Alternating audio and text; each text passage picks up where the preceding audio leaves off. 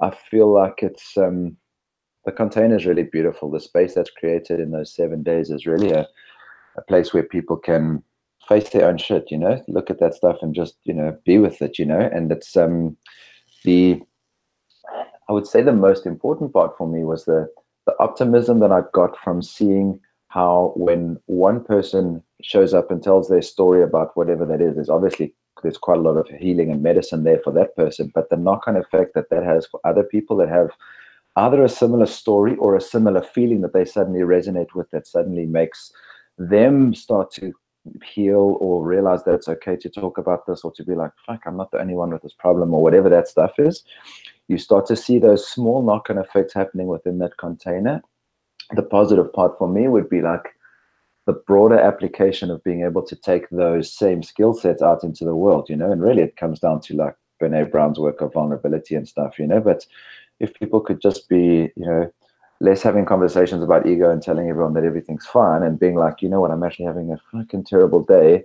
I suddenly give you a place to stand to have a conversation to say, you know what, I'm also having a shit day, and we can sort of deconstruct it. But I come from a world where we don't have those conversations, and so I saw sort of quite, yeah, it was exciting for me. It was probably too much to wrap up in words, but it's yeah, it was really, really good. And it's obviously going through the process with Minter facilitating, and her and my connection has been, that was a really amazing dynamic for me as well, to be there in two roles, as a student and like her partner supporting her.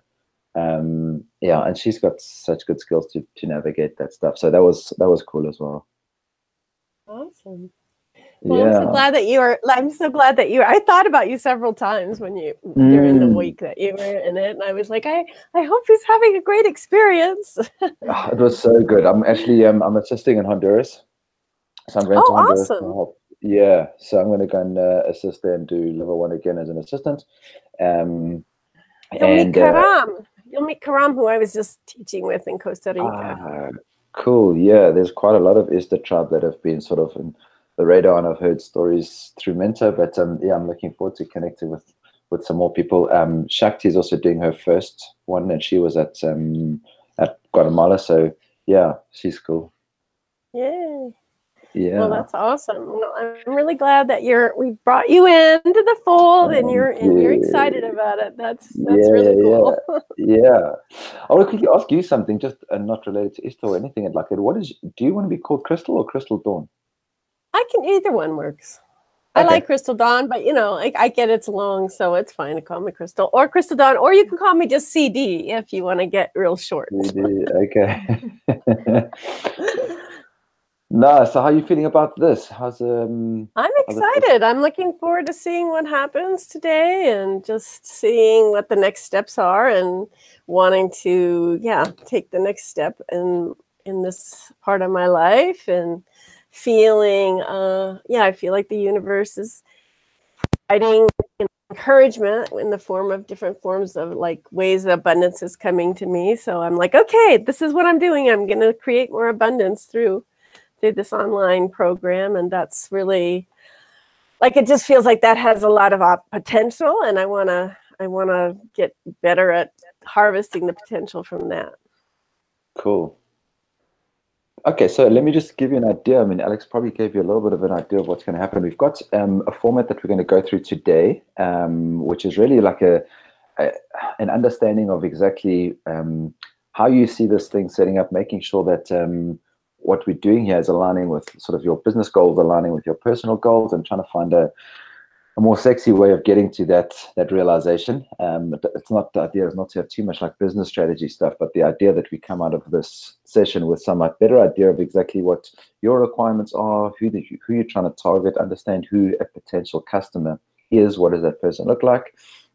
So today is really going to be a backwards and forwards about that, and I think you'll probably be doing more talking than we will. We'll give you an idea of each section that we've got laid out as we go through with our consulting clients. So we'll give you an idea of the section, tell you why we're doing it, and then it's going to be really feedback from you. This session is going to be a lot of feedback from you, with the view that at the end of this, Alex and I debrief this, and we prepare sort of a proposed strategy of what we believe would be a good sort of a user experience for this ideal customer, who might look like Gareth 5 years ago, or Gareth at the moment, or a current Tantra teacher, whatever we agree a market would look like, and how do we, maybe there's more than one as well. There could be different entry points into your business funnel. So identifying that. And then at the end of this session, there'll be some work which might need to be done outside of this 2.5 hours that we're going to spend together. But then once you've gone through that, and we've got all of that, and we've been through and compiled our feedback, then having the next session, which is going to be a little bit more of us talking and then you asking questions that way around. Is that right, El? Yeah, that's fine. Perfect. All right. So I think before we start, if you don't mind, one of the things that Alex and I spend a lot of time working on is a thing called pregame, which is the setup of anything. And what we want to do is I want to just do like a really short meditation before we drop in to this session. Maybe if you guys can just take a few moments just to take a deep breath, shut your eyes.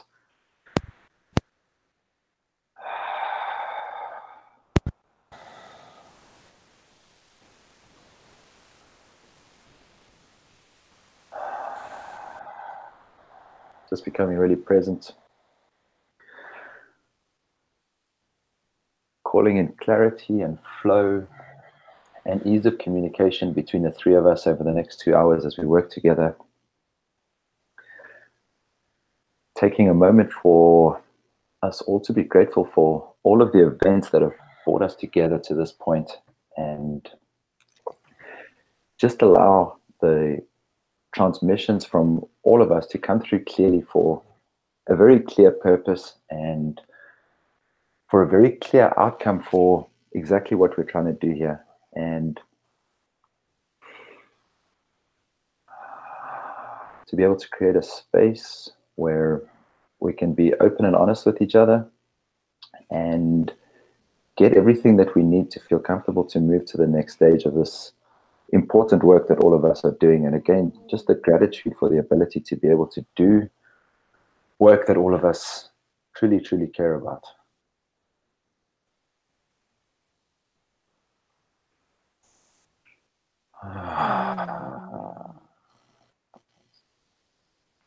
Cool. Alrighty. So yeah, I just want to start again by saying thank you so much for giving us this opportunity to work with you. There's Alex and I spoke about this, and I think we spoke about it as well with you, Crystal, when we just said that it really just does feel right. This the first meetings that we've had, the work that you're doing, your current involvement with Esther and everything, it just feels like such a natural fit, and I'm really excited about this. And yeah, from Alex and myself, truly grateful that you've taken this journey with us, and we thank you for that. Yeah, I feel good about it. Happy days. Let's do some work. Yeah, okay.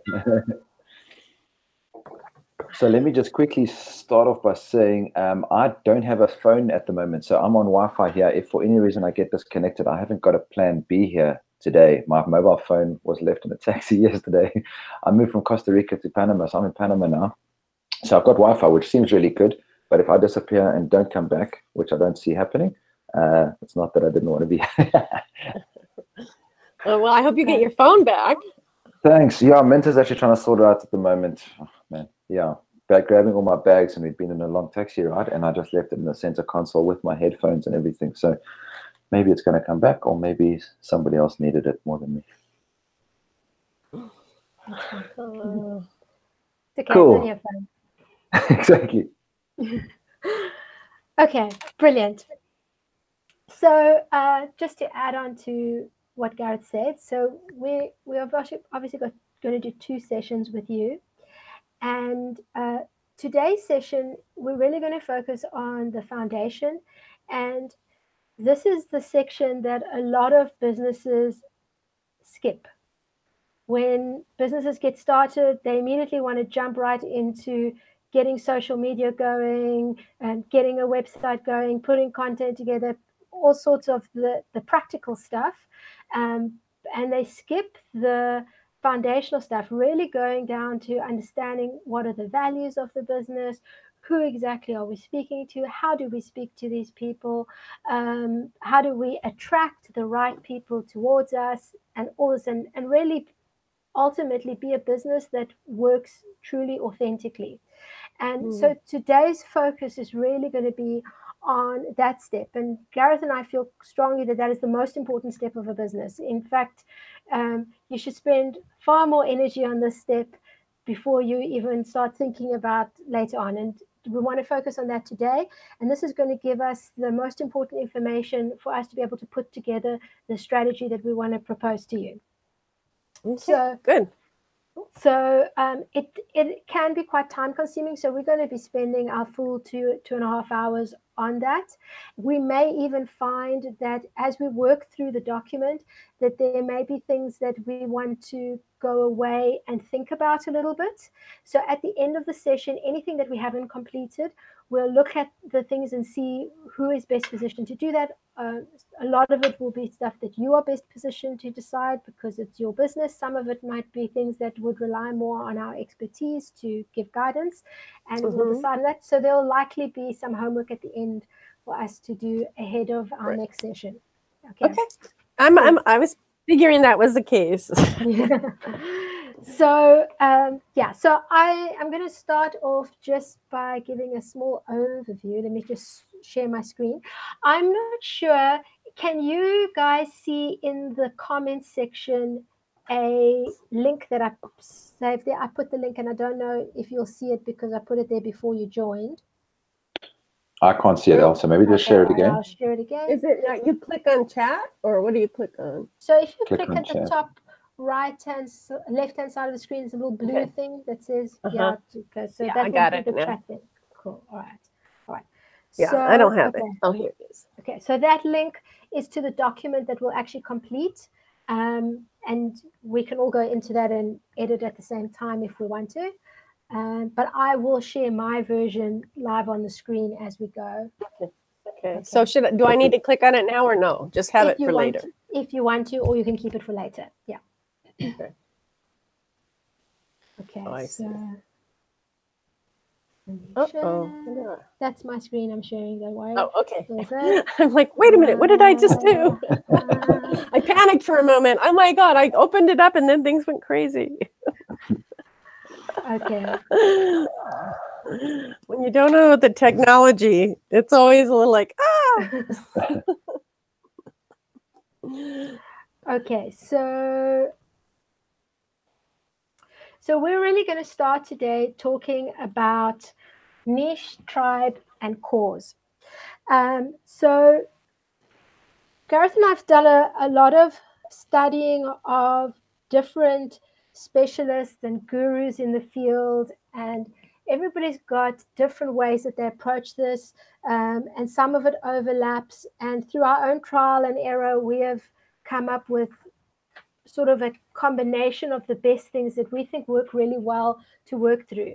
And so today we're going to look at really seeing what your niche as small as possible, and see who exactly is the tribe and how to attract it, and then look at the cause, which is really the values or the rallying cry that you would get to attract the right tribe. And so we're looking today to do three things. One is to define those really, really clearly, and we're going to go into very minute detail. Out of that, we are also going to determine what is the language that we need to be using whenever we speak to your ideal audience member or your ideal tribe member. What is the language that you will then use in every single piece of, whether it be copy for articles you write, or in your content, or on social media, or when you create a website, so that the language is reinforcive over and over. And the goal of this is to create resonance with the people you want to attract. Okay. So we'll start off with the niche. So the niche it's pretty simple. We're going to be looking at we're going to dive down into three things. Firstly, we're going to look at the market. And the market, generally, most businesses are one of or a combination of three areas: either wealth, health, or relationships. It can be something else, but like 99% of the time, it's one or a combination of those. Okay, so, and then we're going to go into what the sub-market is. So if we look at the examples here, wealth has a sub-market of either finance, investing, real estate, sales. Relationships have love, dating advice, marriage advice. Health has weight loss, strength, nutrition, diet, whichever. And obviously it's not restricted to these. It could be anything. And then from there, we're going to go even more deeply into your niche. And your niche is what makes yours unique from anybody else in that sub-market. Okay. So we're going to spend time with that. And then we're going to look at a few questions, which is going to help us determine whether that niche is a niche worth pursuing. And if it's not, how do we shift the niche slightly, or reword it, or reframe it, or reposition it, that it does speak to an audience correctly. So that's really what we're going to do in the first section. Gareth, anything you want to add on to this before we actually head into the document? So I think this part's been covered well. I just want to say again that the journey that we're going on at the moment is really just a journey of identifying, first of all, who we're speaking to, but really the overall objective is to try and build trust with an audience. And that's really what we want to try and establish up front. Everything that we're doing in everything that we work on today, and Alex and I believe at the basis of all the marketing and everything that we do, is to build trust and to serve a customer before we ask them for credit card details. So the process of going through this is, first of all, to understand the niche and where we're going to be, and then who's in that niche and what are we going to do to position our business from a position of empathy to serve that customer well. And the way that we do that is through building trust. And really, I think at the basis of this is that idea that it doesn't really matter how sexy your website is, how beautiful your content is. It's really about the same way that we've connected with human beings for thousands of years, and that's through trust. It can be, you know, around a campfire, sharing a piece of meat, or it could be through some content that you give to somebody in exchange to build trust with them. That's really the objective. And once you've built trust and you've positioned yourself as an empathetic supplier to the customer that says, I see you, I understand your problem, I hear you, this is what I'm going to do for you up front, which could be something for free. You start to build trust. And from then it eventually translates to the sale, but not start with a sale and see how we can make as much money as we can from this particular market. It's really it's trust building first, and then the marketing stuff. Thanks, Al. Yes, perfect. Thank you. Crystal, Dawn, any questions from your side? Nope. This all sounds pretty straightforward at this point. Okay, cool. So we're going to then go straight into looking at the niche. Okay, so all right. So this is just basically the document that we've put together, which is just a framework, and we'll work through this today. And then this will then be the foundation of everything we do. Okay, so the first thing really is around what is your market. So health, wealth, or relationships, or unless it's something else. And it's perfectly fine if it's more than one or it's a combination. Yeah, and yeah, which I think often, especially coaching within the spaces we are, it's often a combination. But for yourself, just your first feelings about that. Well, I think that the video course I have now, so I have the platform, right, Controversy, and then I have the course, which is the first product, right, which is Conscious Love and Intimacy. So mentoring. So it's really about relationship, probably number one. Yes. But I would say also, it's also not just about a relationship with others. It's also about relationship to yourself, which leads to, which has to do with both health and wealth, right? Yes. Okay. So I'm going to put relationships first, was probably the strongest of the three, and then, but the other two are also relevant. Okay. Perfect. That's what I would say. Okay, I agree. Okay. Also put relationship with self there, Al, because I think that's probably quite important.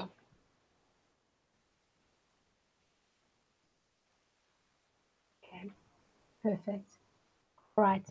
So one of the nice things, though, about having it being multiple markets is that from a marketing perspective, you can actually approach it sort of from more than one angle. So people who resonate with the relationship message will be spoken to that way, but others who maybe have are thinking more in terms of the health side or the wealth side, that may resonate with them. So you got a lot broader way to be able to speak to your audience. Mm-hmm. Okay. So if you had to break relationships down to a sub-market or be a bit more specific, how would you describe that? So I'm not sure if I totally know what you mean by that, but I guess I would put in there something like Tantra, spirituality, intimacy, sexuality, maybe. Is that what you mean? Something like along those lines? Yes. And then we have to break it down even further for a niche. So maybe just say spirituality, sexuality as the sub-market, and then the niche should be more like, yeah.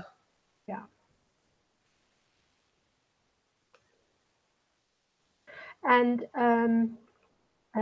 wait.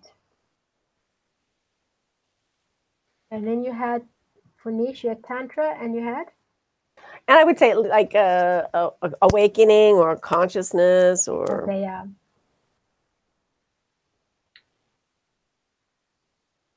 Is intimacy part of the niche?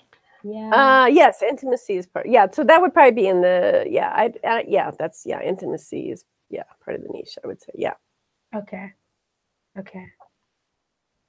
Cool.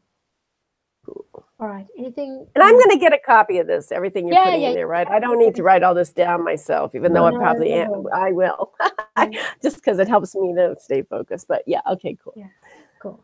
Yeah. You've got access to this exact document, and we'll give you copies of everything. And as well, when we clean things up a bit, then also it'll be sent to you all pretty. Okay. All right. So once we've decided this, we then have to go through 3 questions. So, so would people in this sub-market, which is spirituality, sexuality, be excited about the opportunity, about what you have to offer? So from your experience, I mean, I know you're already selling some of your products, so that's very, that's encouraging and positive. So I would say yes, when people see, so the people who I've talked to about it seem that they're excited about the idea, and the people who actually done the course have told me how they think it's great. Even people who've been studying Tantra for a long time, or who've done ISTA already and done other, spiritual, sexual related things have told me they thought it was a great course and that they got a lot out of it, and they were surprised how much they got out, how much new they learned. So yes, I would say so far the feedback, because I haven't had any, I don't think I've had any negative feedback from anybody who's actually done it or checked it out. Mm-hmm.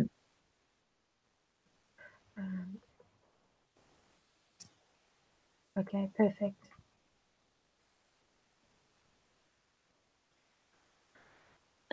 We're going to unpack this at a later stage, but the one thing that I would say at this time is the potential entry point for somebody that doesn't know that they need this work in their life. Right. And maybe you've got some ideas for that in the, because I think even myself as a potential client for your product, I may not have realized that I was interested in this because of I know this is all the work that you do, Crystal, but that idea of like all the shame and taboo around sexuality, like I don't even Google that stuff just in case someone starts following me around it, So, it's potentially the opportunity to identify that as a market as well. That's maybe something related to this question is I would potentially be excited in the opportunity, but I didn't know that I wasn't so excited about it. Okay. Right.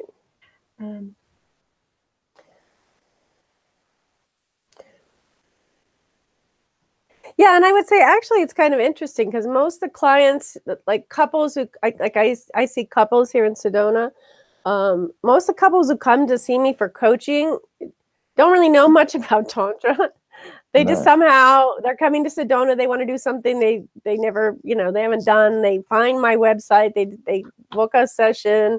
I send them some information, but they really, usually they tell me they don't really even understand what like the things I said on there. They didn't really even know what I was talking about, but still they were excited and they wanted to do it. And then afterwards, they're always like, wow, I had no idea. This is so much more than I imagined I could get out of a few hours of a coaching session. So I know that a lot of people who don't know they need it. Like I just had this couple from West Virginia, and he just had listened to some podcasts because he commutes a lot, and on spirituality and sexuality, he'd heard something about Tantra, and he found me. And his wife was a little bit dubious. They've been married for almost 30 years. And at the end of I did like 9 hours of coaching with them over 3 days. They were totally blown away. Like he had the most cosmic spiritual experience of his life, and she was blown away too. So I know, and these are not people who knew anything about Tantra other than they thought it might be interesting. Yeah. So that's I think the one thing that I'm just trying to put on the table now is that we could potentially have a market of customers that don't know that they're customers yet. That sort of educational process and finding an input point for Gareth Pickering from a few years ago, who may have got it. If you spoke to me a different way, I may have become a client. But if you just said Tantra and sacred sexuality, I would have thought that it was something weird and hadn't gone there, Right. Yeah. So how to make the message more mainstream to get them into the. Yeah. Okay. Cool. Okay.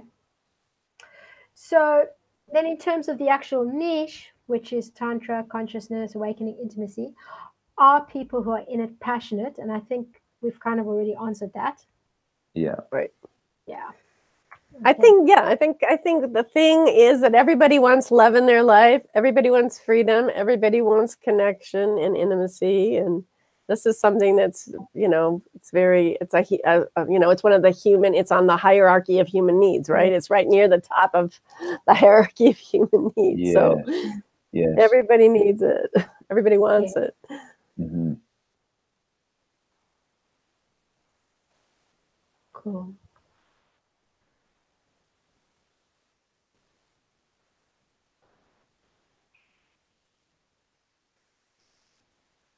Cool.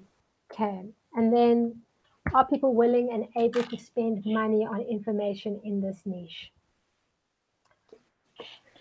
Yeah, I think most people, I think my product's pretty reasonable. For 7 hours of video that you can access 24/7 on multiple, whatever you call these, iPhone, computer, whatever, multiple devices. That's the word I was looking for. Because I was thinking, if you went to a one-day workshop, in most big cities, a one-day workshop would cost what the full price is, $197. That wouldn't be high for a one-day workshop in LA, New York, San Francisco. And to have something that you can go back to over and over again and, be reminded, because the thing is, it's kind of things that you usually need to be reminded of more than once. Yes. So I think it's price-wise, I think it's pretty reasonably priced. And I think, I think most people, it's cheaper than going away for a weekend, right? A weekend, getting a hotel and going away for a weekend. A weekend in Sedona costs more than that, for sure. Even if you lived in Arizona and you could drive here. Okay. So I think it's like something you'd spend on a romantic weekend getaway, right? Yeah. Perfect. Okay. So one of the things that we'll look at probably in the next session, but it's at a later point, is looking at pricing and how pricing works, because psychologically pricing isn't always only about affordability, but it's also about people's perception of value. And sometimes people will just intuitively trust a higher priced product because they will see it as more valuable than a lower price one. So pricing can become a very sticky thing to try and find the exact right spot for where it's priced. So the fact that comparative workshops, even though there are face-to-face workshops, can be priced much, much higher, means that there is space to be able to play a bit, to look at what is your optimum pricing. Mm-hmm. Yeah. Yeah. Cool. Okay.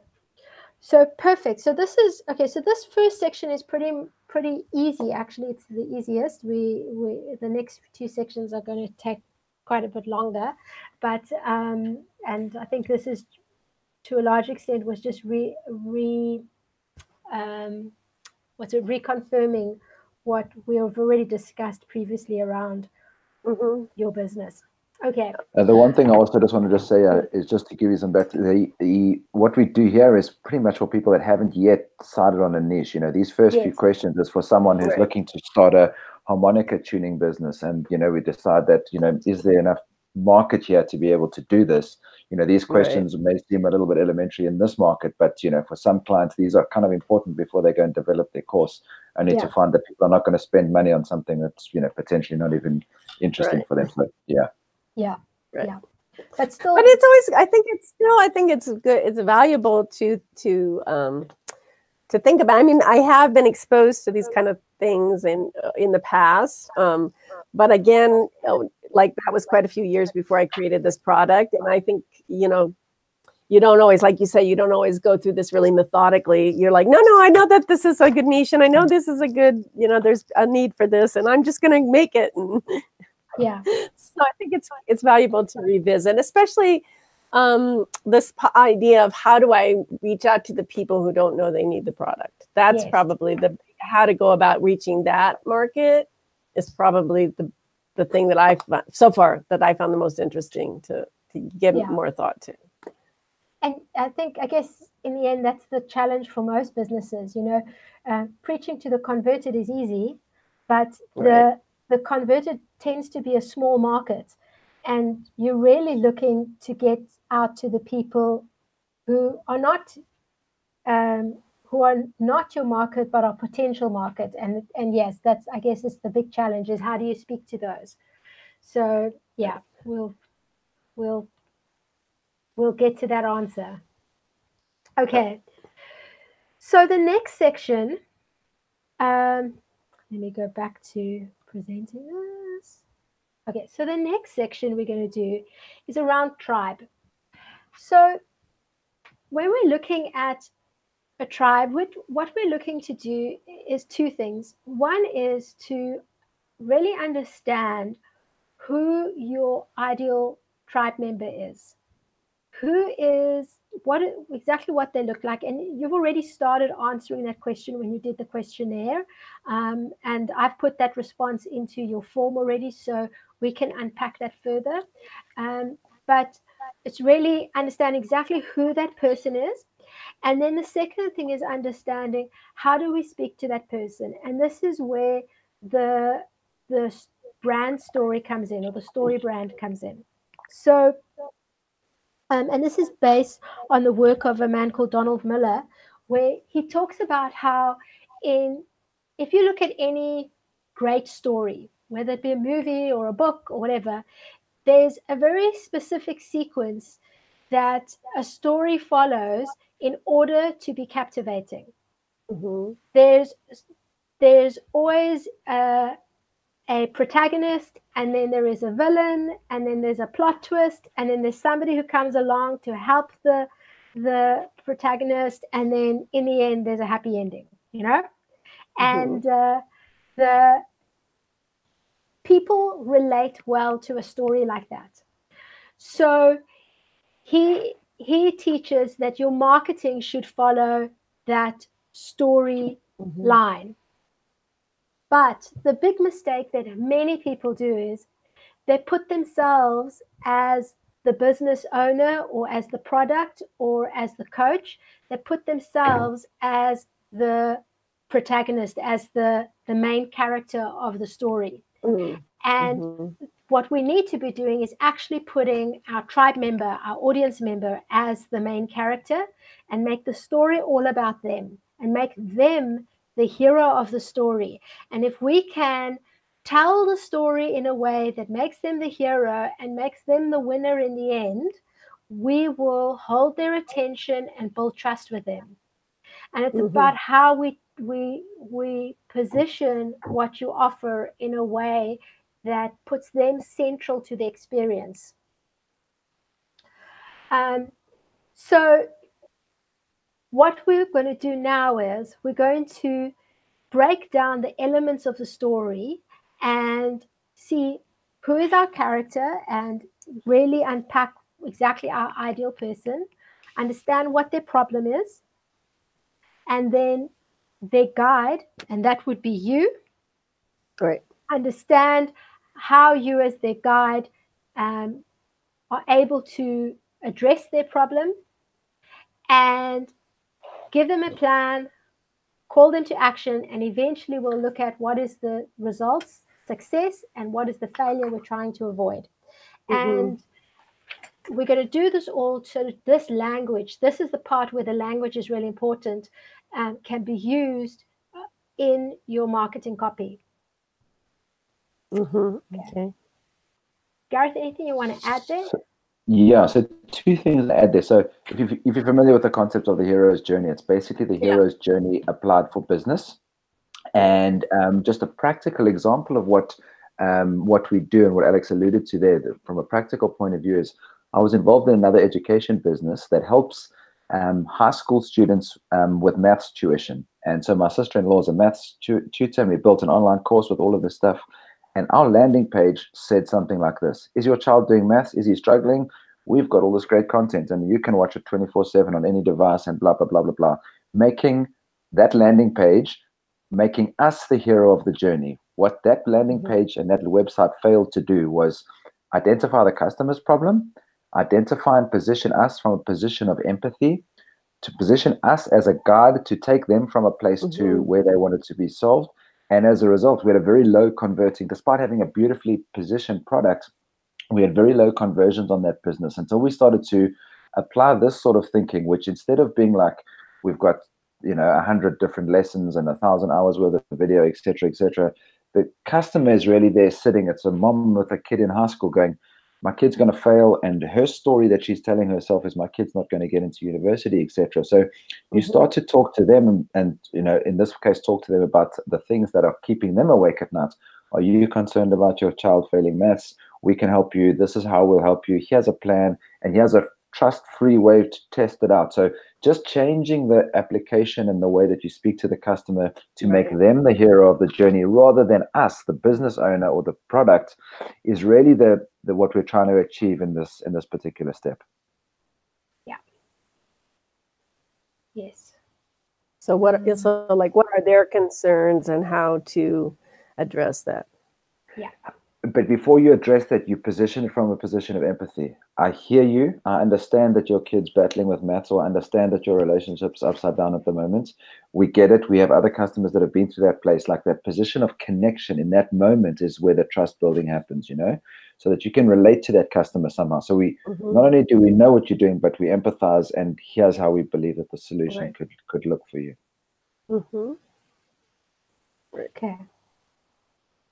Like I would say, one of the things I've really seen, like a lot of the people who come to see me, the couples who I work with it live, is usually they're not people who are having problems with their marriage. They're often people who've been married for a long time, and they just wanna like find a way to bring something new and fresh to their relationship. They want to keep it alive. They want to keep it fresh. They want to make their sexuality more exciting or more interesting, or they don't want, they feel like they've gotten into a rut and they want to bring some more aliveness into it. They want to have something new or interesting to be added, or they recognize they're kind of stuck in an old pattern, and but yet they really care and they want to keep the juice. They want to make it more juicy and fun.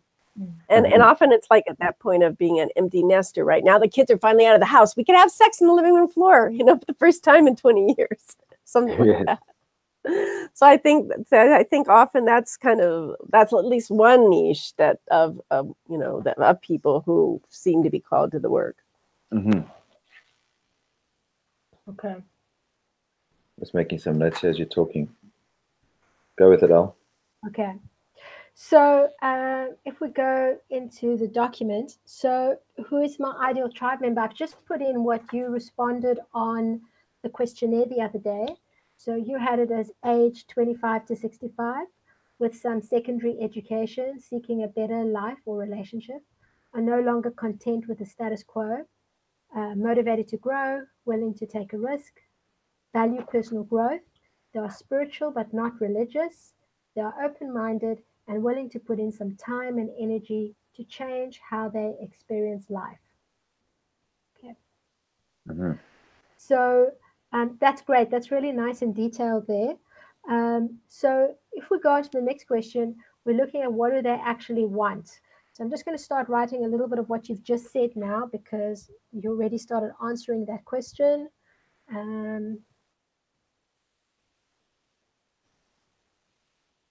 While you type in there, Crystal Dawn, do you have a specific geographic location that you believe your ideal tribe member would look like?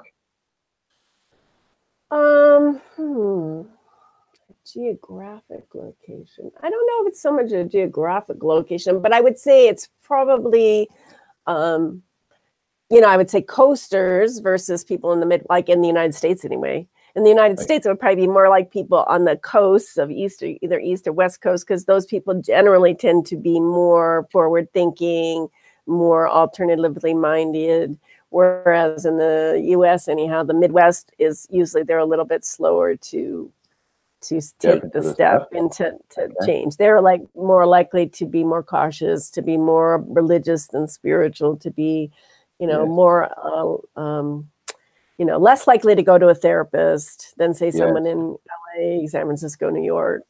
Cool.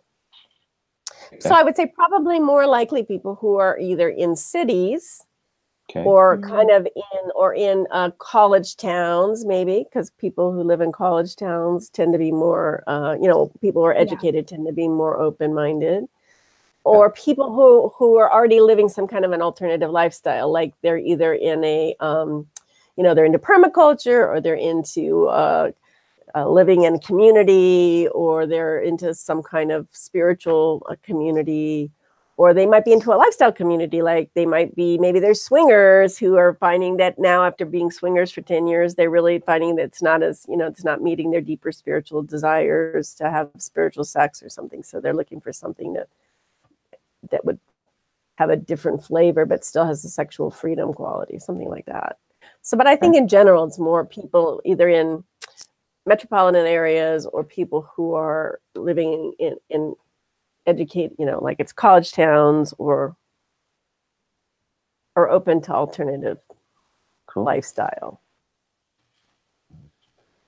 But it could be anywhere in the world. And I think one big, this is an interesting market I've been thinking about. I think there's a huge market in India, because in India, people are totally fascinated by Tantra.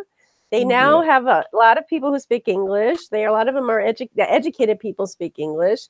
They now have a middle class. They're all really super interested in Tantra, and it's hard. And in India, it's still kind of considered like black magic. So I actually think this Tantra course could be huge in India. It's a huge market that I don't even know how to tap into exactly. But I do have someone in mind in ISTA that might be able to help me, who's Indian, of an Indian culture, and has taught down there. Yes. So I want to reach out to him, but I wanted to get clearer with you guys before I started doing anything else. I want to get this clear, and then I can start reaching out to other partners. But I do think that's another interesting demographic that could be a good place to market. Cool. So we're gonna go into a little bit more detail about all of this stuff, and I think what Alex alluded to up front is what we want to try and get right first, and our ideal thing is to work on the smallest possible market. So to find a solution that works. And the problem with having a very big market is when you make small changes, you're not sure exactly what you've done that's worked, what suddenly made people come in. So the idea is to find a sort of the smallest possible market to test and get it to work with, and then to go from there. But just trying to expand this out at this stage. Just in terms of your current coaching clients and feedback, do you tend to have men making a decision, or women, or both, or is it an equal split? How does that look in terms of gender? I think it's mostly the people who come to me for coaching are mostly men. Okay. However, the women I think more women have signed up for the course than men. But when they come for Okay. live coaching, it's usually the man who usually reaches out to me. Okay. Or occasionally a woman will do it, but she's doing it for her husband for his birthday. Yeah, like the women are doing it for the men, or the men are doing it for themselves and their partner. So I think it's more, at least when it's live, when it's in person, and because that also has a higher dollar amount, right? They're paying a lot more. I mean, like that couple, they paid me almost $1,200, right, for 9 hours. So that's may also have something to do with it. But on the course, which is a lower ticket item, I think more women, if I remember correctly, I think more women have signed up than men. Okay, cool. Okay, cool. All right. And do you think you feel, besides potentially the cost being one of the reasons why it might be men more for the live coaching versus women, do you think there's any other indicator of why that split is that way? Well, I think in general, I think, let's see, let me think about that for a minute. I think I think the men who are reaching out want to have better, they're like men and they're maybe in their 50s who, maybe they're noticing a shift in their actual physiology of their sexuality, and they're wanting to figure out ways to keep have different ways to bring more juiciness into their sexuality. They maybe, their penis isn't getting as hard as quick and staying as hard as long, or whatever, that kind of basic stuff. I think that causes men to want to look for something else. And also the women in that age are going through menopause. So there's those things around as far as the age. And I think maybe the men are more excited to have a live coach there to help support what's happening. And I think women maybe like to have something they can do on their own and take their time to feel into, how does this feel for me? I don't know. I'm just guessing at that. I haven't heard that, but I don't know. Okay. I think sometimes women like to investigate and have their own experience first before they have someone there telling them what it is. Okay. Do you think that the role of things like how we socialized around sex and shame around sex could be playing a role that Yeah, that might be part of it too. Okay. I think women are a little maybe a little more red. Like I teach a workshop called Women Healing Women, Reclaiming Our Sexual Radiance. And I think, again, it's like women coming together with other women to talk about that. They're often more comfortable to talk about that than if men are around in some ways. Because of their stuff around body image and shame and stuff.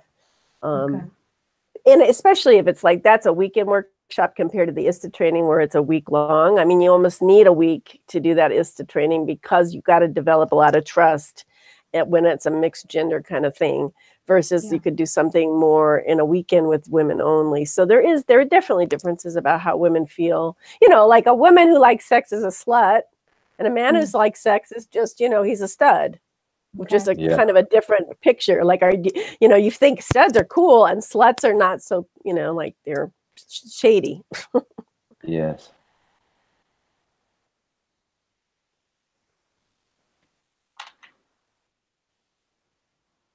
And I think that is different with the younger people. Like I noticed the 20-something, I'm meeting a lot of 20-somethings now, more than in ISTA than we've ever had till fairly recently. And they have a really different young women in their 20s and early 30s, I think don't have that same stigma as much. Like they grew up in sort of a different environment, and they don't have that same as much, at least, as women say in their 40s, 50s and older, right? I think the older you get, the more that's true, probably. Yeah. Okay.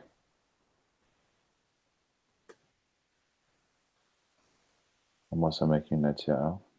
Cool. Perfect. Cool. That's fine. We can, if there's duplicates, we'll clean it up afterwards. But the more info we have here, the better. So this kind of thing is really important because when one positions this from a marketing perspective, we may have two very different marketing strategies for men and women because of their conditioning and responses around that. So this is really valuable. Mm. Right, I hadn't even thought about that. Different, interesting. Yeah, men, women, and then couples, because Yes. yeah, they're all each kind of have their own thing, Okay. demographic around that. Yeah. And then I see, okay, so you've got age here as 25 to 65. Is it like a pretty even split across the ages, or do you find that there's certain ages where you've got a much more people? No, I would say probably 40 to 65 is the main thing now. Okay. But I think, like I said, I'm only, I mean, like when ISTA first started and when I was teaching Tantra, say 10, 15 years ago, most of the people that were coming to those Klorna week workshops were 50 to 65. Yeah. And then like maybe 10 years ago, it was 40 to 65. And then now it went, and then like 5 years ago, it was 35 to 65. And now we're getting like 20, like we've even had people even in their early 20s, 22. Like all of a sudden I'm like, wow, I got some. I mean, I have a grandson who's 21. Yeah. So, like these are my grandchildren are starting to show, and people could be my grandkids are starting to show up, which is interesting. Yeah. So it's definitely reaching further down, and people are more interested at a much younger age than say, or maybe it's just that. Yeah, I mean, partly it has to do with the cost of things, but I'm just finding that younger people are more interested in getting that part of their life on track earlier. I think maybe because people aren't marrying as young, right? I think, say, in my generation, most people got married by 25 to 30.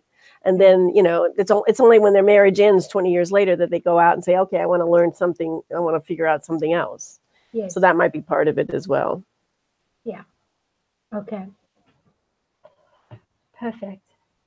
Anything you want to add there, Gareth? No, I think that's good. I just wanted to unpack it in a little bit more detail, but I think that's good. This is going to be unpacked a little bit more as we think about it. I think we should keep moving with the other stuff because, these things always take longer. Yes. Okay.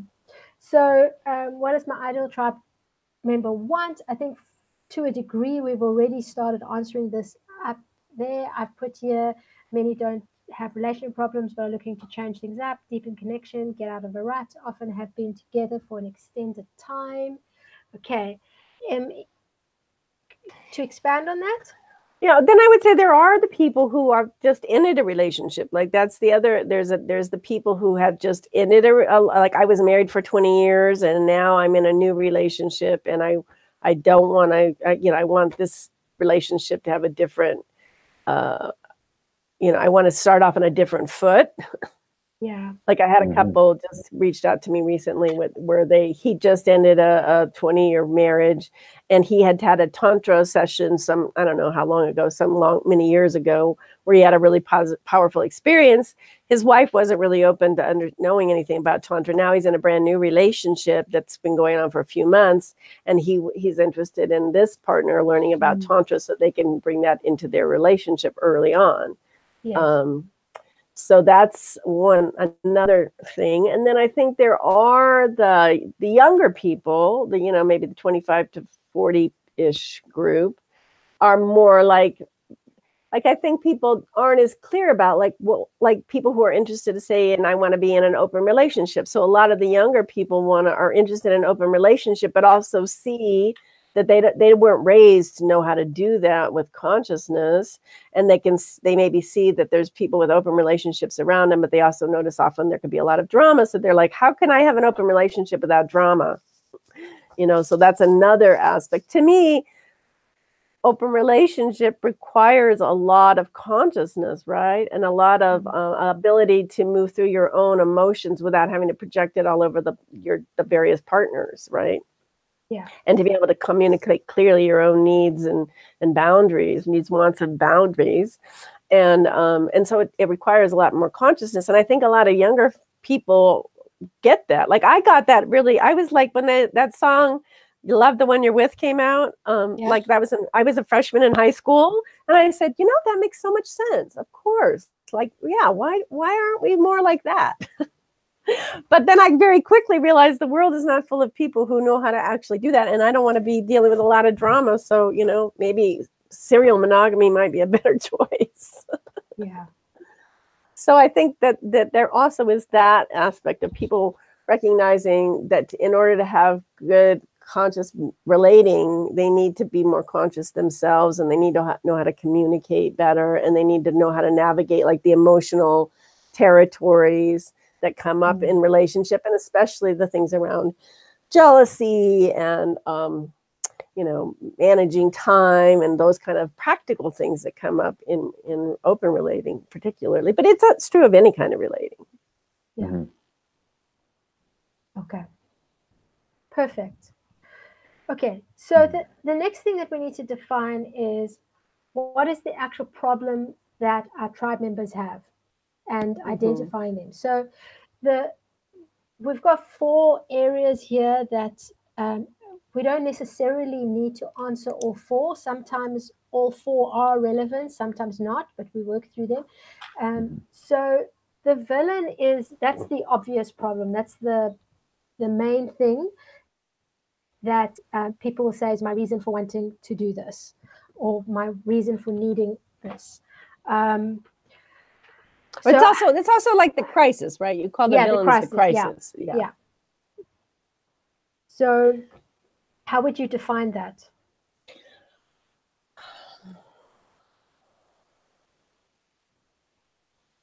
Well, I think it can let's look do it like this. Sorry to interrupt you. Maybe there could be 2 different things, like, you know, because there might be different entry points for the same thing. So maybe if what we'd really like to do here, I'll correct me if I'm wrong, is kind of be specific. It's somebody that wants to have a blueprint to navigate a relationship. It's someone who wants a partner, or use that as a framework. I think it's a couple of things, like you're saying. I think there's a couple of entry points. One, the crisis is something like, I'm 45 and I've had, you know, 6 relationships in the last 20 years, and they always end up the same at the end. And I feel unsatisfied, and I put a lot of effort into it, and it keeps not working out. And I keep getting stuck in the same quagmire. And I'm fucking 45 now, and I don't want to keep going on like this. Like, I really want to change my experience of relationship.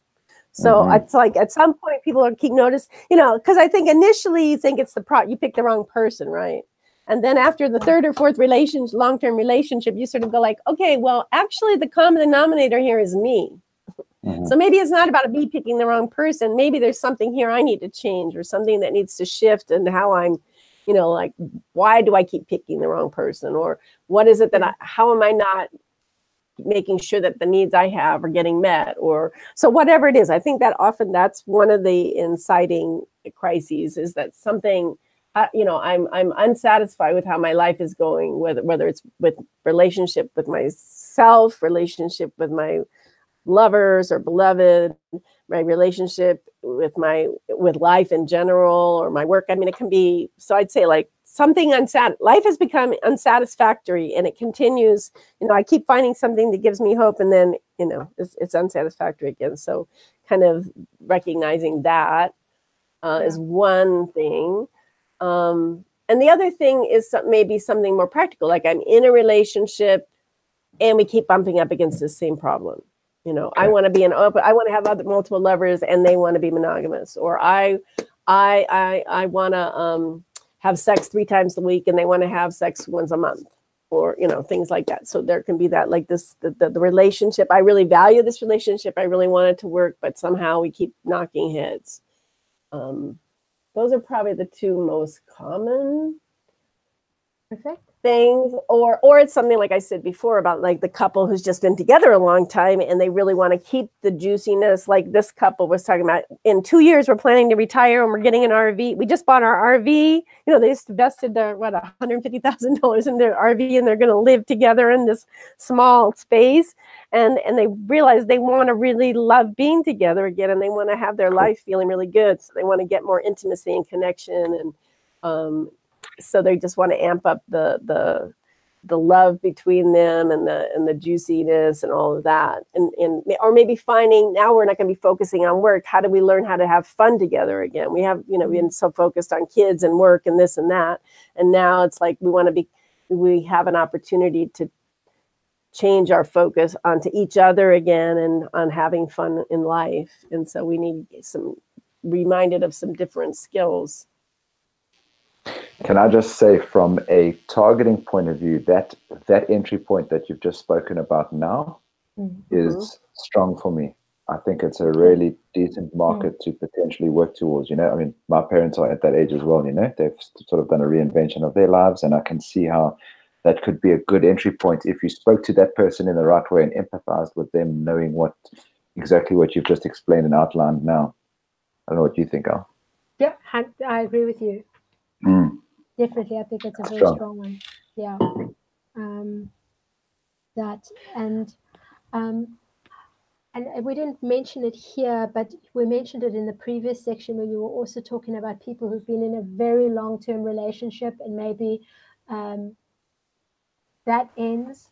So especially if they were married young, and then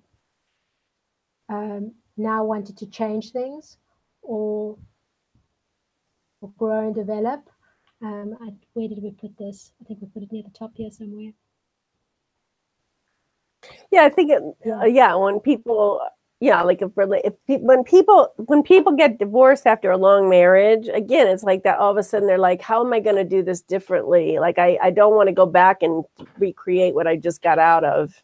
Yeah. And I think, and it's like, so how am I going to make sure that I'm making different choices, or they start to recognize that maybe they have had some dating and they notice, oh yeah, there's something I have to change about my relationship to myself in order to change how my relationships with others. Yeah. Like if I'm so that's kind of more doing the deeper inner work. Yes. Versus and so I feel like this course is covering all of those things. It covers the inner work, it begins with the inner work, and then it moves into how does that relate to relating with others.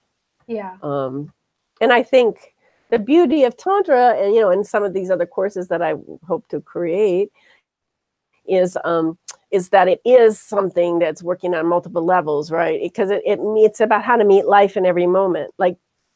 It's about to me, what I want to teach people is how to make love with life in every moment, no matter what it looks like, whether it's taking out the garbage, changing a diaper, making love with your partner, taking a trip to the jungles of Costa Rica, whatever it is. Like, how do you meet that moment and make love with it? And everyone knows that when you're making love and it's going really well, everything's rosy, right? It just affects everything. When you're in that really juicy, like making love energy, it's like you get up and you're like, oh, light, the sun is shining and the birds are singing and the flowers are blooming. So that's sort of the essence of it. How to make love with life in every moment. That's cool. Yeah.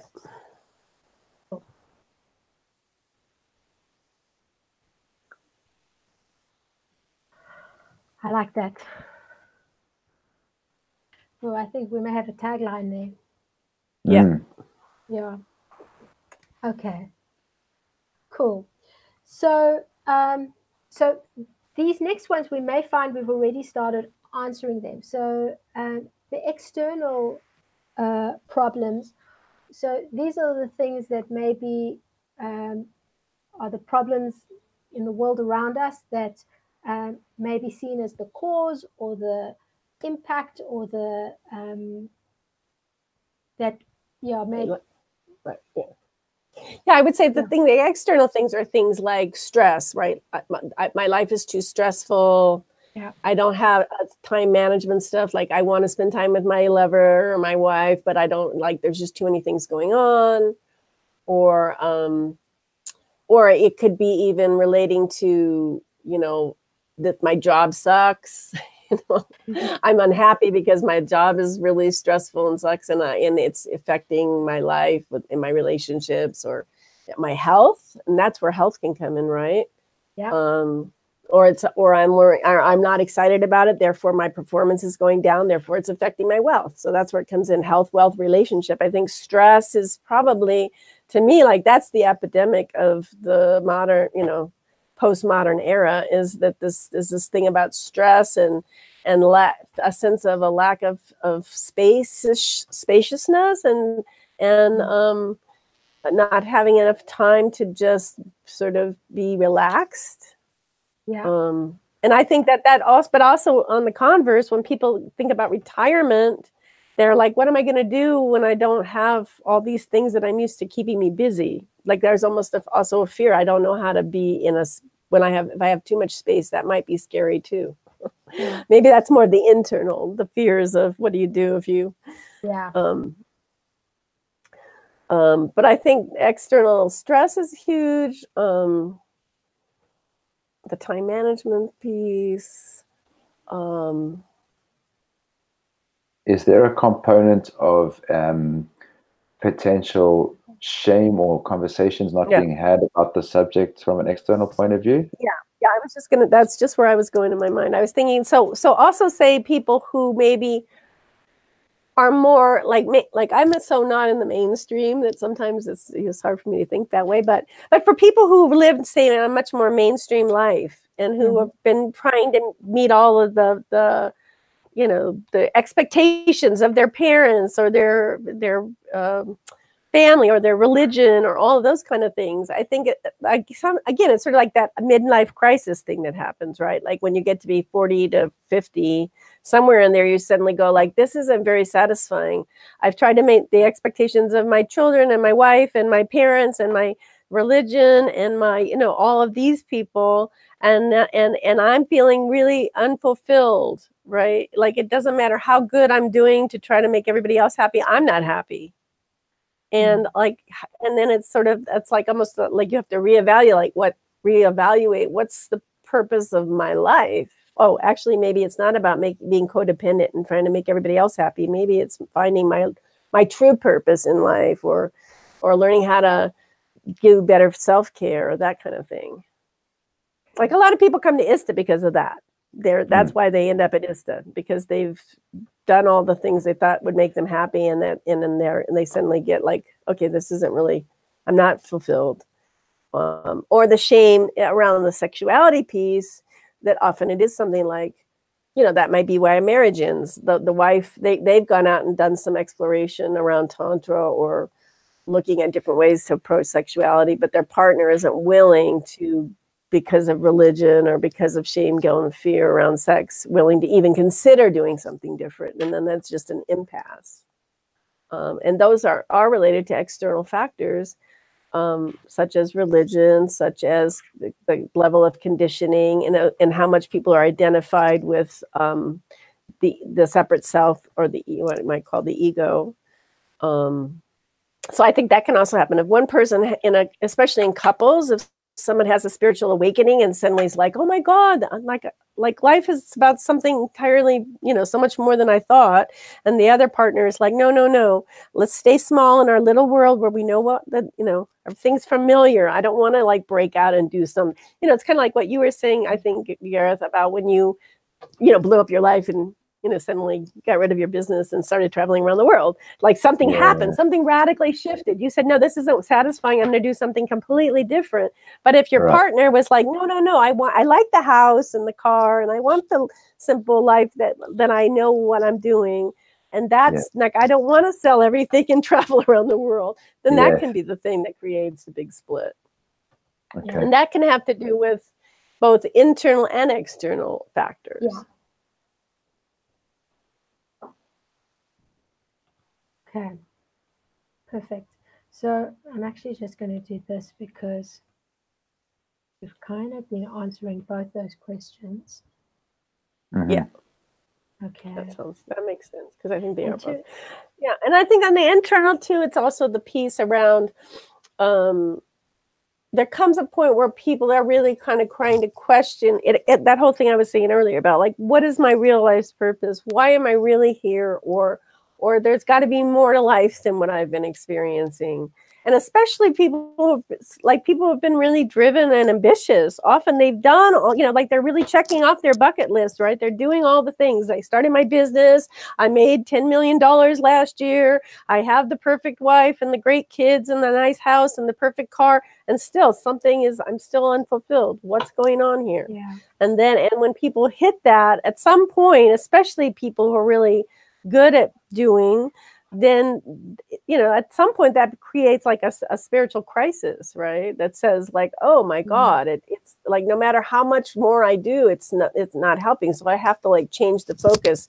And that's the point when they really turn the attention inward and start to go like, okay, there must be something here. I'm not, there's something going on internally that I need to connect with and address and feel into and become more aligned with, that is not about what it looks like.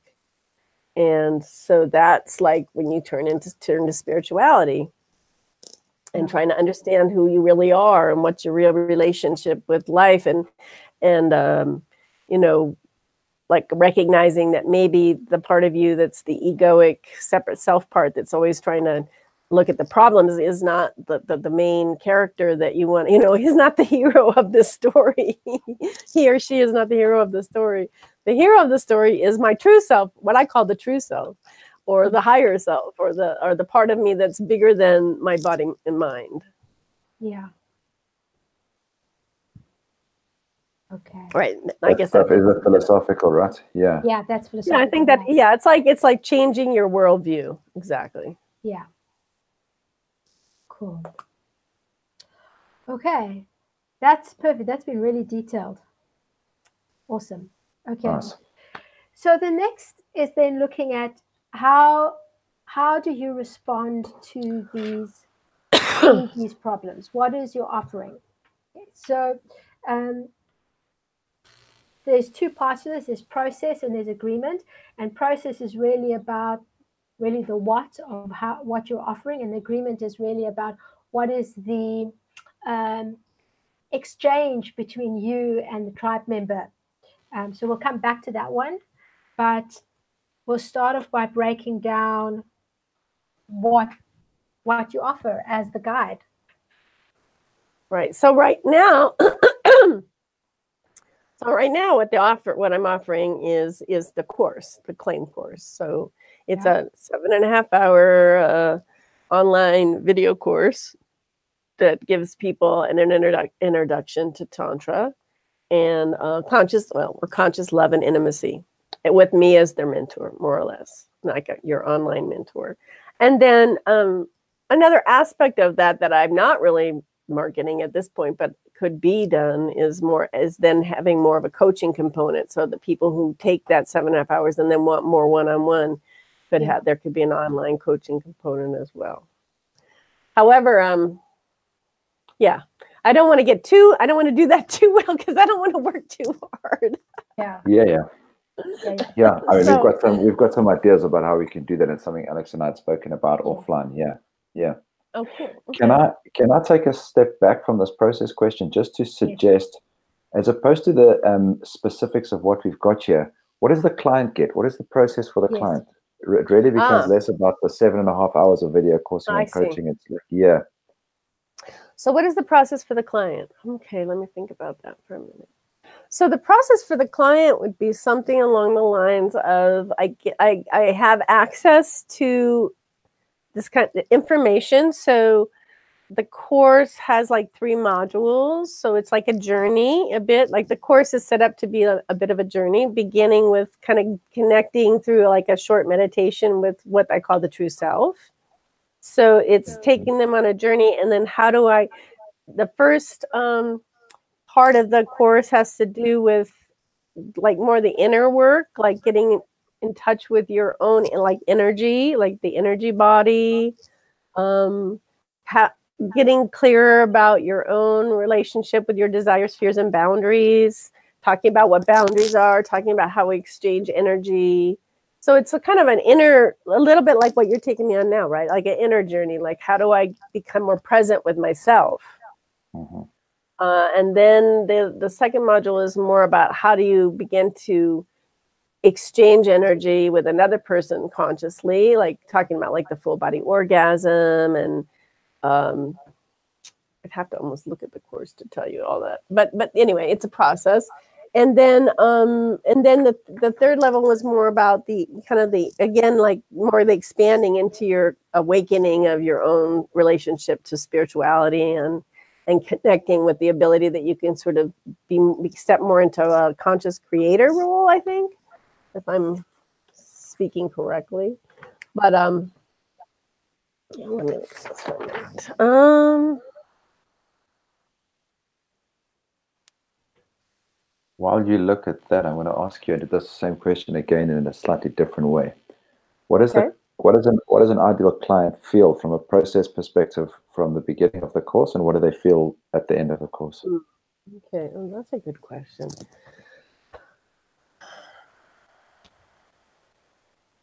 So I think we've got the first lot at the top. They could be feeling frustrated. They could be maybe apprehensive. There could be some guilt and shame. These are all kind of specific things that will happen to them, but how do they feel at the end of it? This is really right. That's good. So I think the territory they would move for is kind of feeling, like you're saying, frustrated or confused or lost, or, curious. Even it could be curious. And then at the end, they would feel more connected to themselves. They would feel empowered to know how to, use their inner awareness to connect with the world, with other people, to be able to be more clear about how they can manifest and connect and feel more aliveness, more love, more freedom, more connection, more aliveness. So they would feel more empowered, more alive, more connected, more passionate, maybe. Passionate's the word. Mm-hmm. More full, rather than kind of feeling that more of it. Maybe it's like moving from an empty tank to a full tank. Something like that. Okay. Sorry, I realize I've jumped around a bit here. So that's fine. I like that. Empty tank.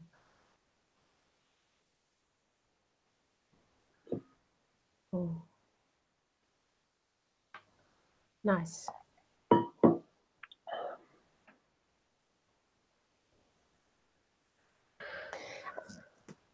Also, I think there's something about there's also the shift of perspective from the separate self, like the mind, rational, like, how when people are approaching everything from a rational mind, problem-oriented perspective, kind of like the more egoic separate self, and they're just trying to, if I do enough, and there's that pushing. So that's like another possible way to look at it. That they're coming from this thing where they're trying to force, fixing the problem, and it has a pushing kind of, what's the word? It's like I don't know exactly the best way to describe it. There's more force and less flow. Yeah, and then this is more like, oh, actually the world is infinitely abundant, and if I just relax, the answer is just naturally my tank gets filled up. My cup is filled because my heart is open and it becomes a wellspring, versus when my heart is shut down and I'm up in my head trying to figure out what's the next thing I should do. Like there's no flow happening because I'm just so tense. So it's also the difference between being tight and in your head versus open and expansive and able to like magnetize the abundance, or just like allow the abundance to flow in when you're open. Nice. Okay. Then the agreement is basically, what is the exchange? What is it that if a tribe member is deciding to work with you, what is the agreement? I'm just quickly going to go to another document just to give you an example. There it is. Okay, so yeah, so basically it's what is the call to action and what do they get in exchange for that call to action? So it's like, is it joining a community, taking the course in your case would be a call to action. And yeah, does that make sense? Mm-hmm. So yeah, so I think so right now would be the call to action would be taking the course. However, I would like to like this idea of having an online community, like whether it's a Facebook group or some other kind of online community where people who've taken the course could connect with other people who've taken the course and talk about it. And then I could come on periodically and, you know, make comments, or there might be a monthly online call or something like that. Okay. Yeah. And also my intent, you know, like once I recoup my investment from this course, is to create other courses, right? So there would be, and I, you know, I might be doing a free course before that, but to create other courses that would be, so that this is just the beginning. This is just the foundation. Really, I see this claim course as really just a foundational entry course, and then there would be other, like, you know, more advanced courses that people can take to continue the journey, right? And then I think having an online community where you can talk about, you know, whether it's one community or if there's multiple different communities for the different courses. I'm not sure how best that would be set up, but yeah. Okay. So if I look at what you're saying, we could put it that this course is almost a gateway into more learning or more in-depth and advanced learning down the line. Would that be? Mm-hmm. Yeah. Gateway?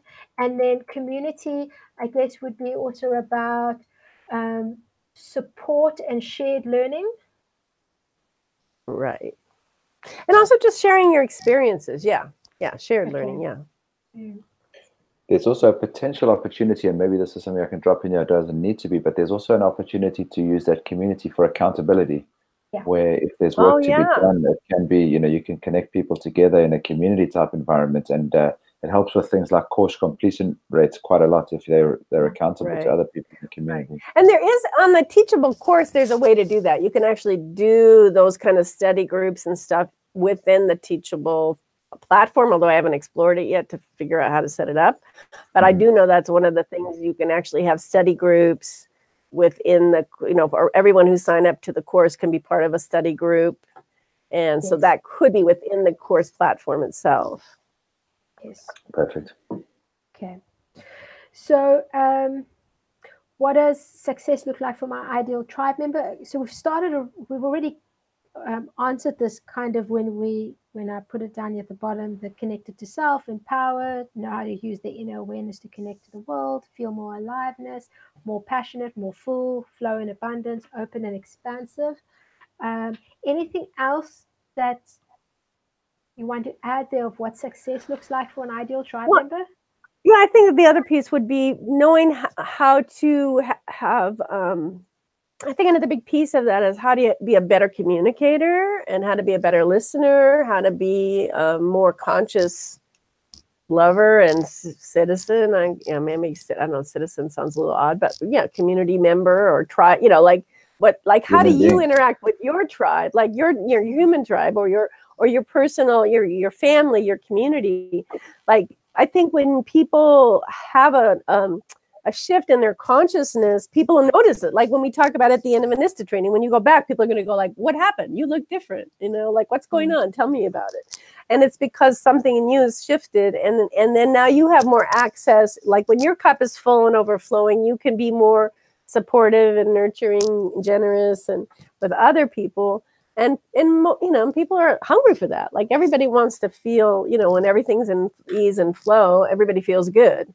So to also just be able to be more accessible and available to share the love with other people is a huge, to me, that's what it's done for me. Like I'm pretty much a wellspring of that most of the time because of my practice, right? And to the point where I'm just like, well, I just want to live in I sometimes say, like at an ISTA training, I'll sometimes say, there is part of me that's doing this for a selfish reason. I want to be on the playground with other people who can play, you know, who feel, you know, who have the love and freedom to share and play in the ways I like to play.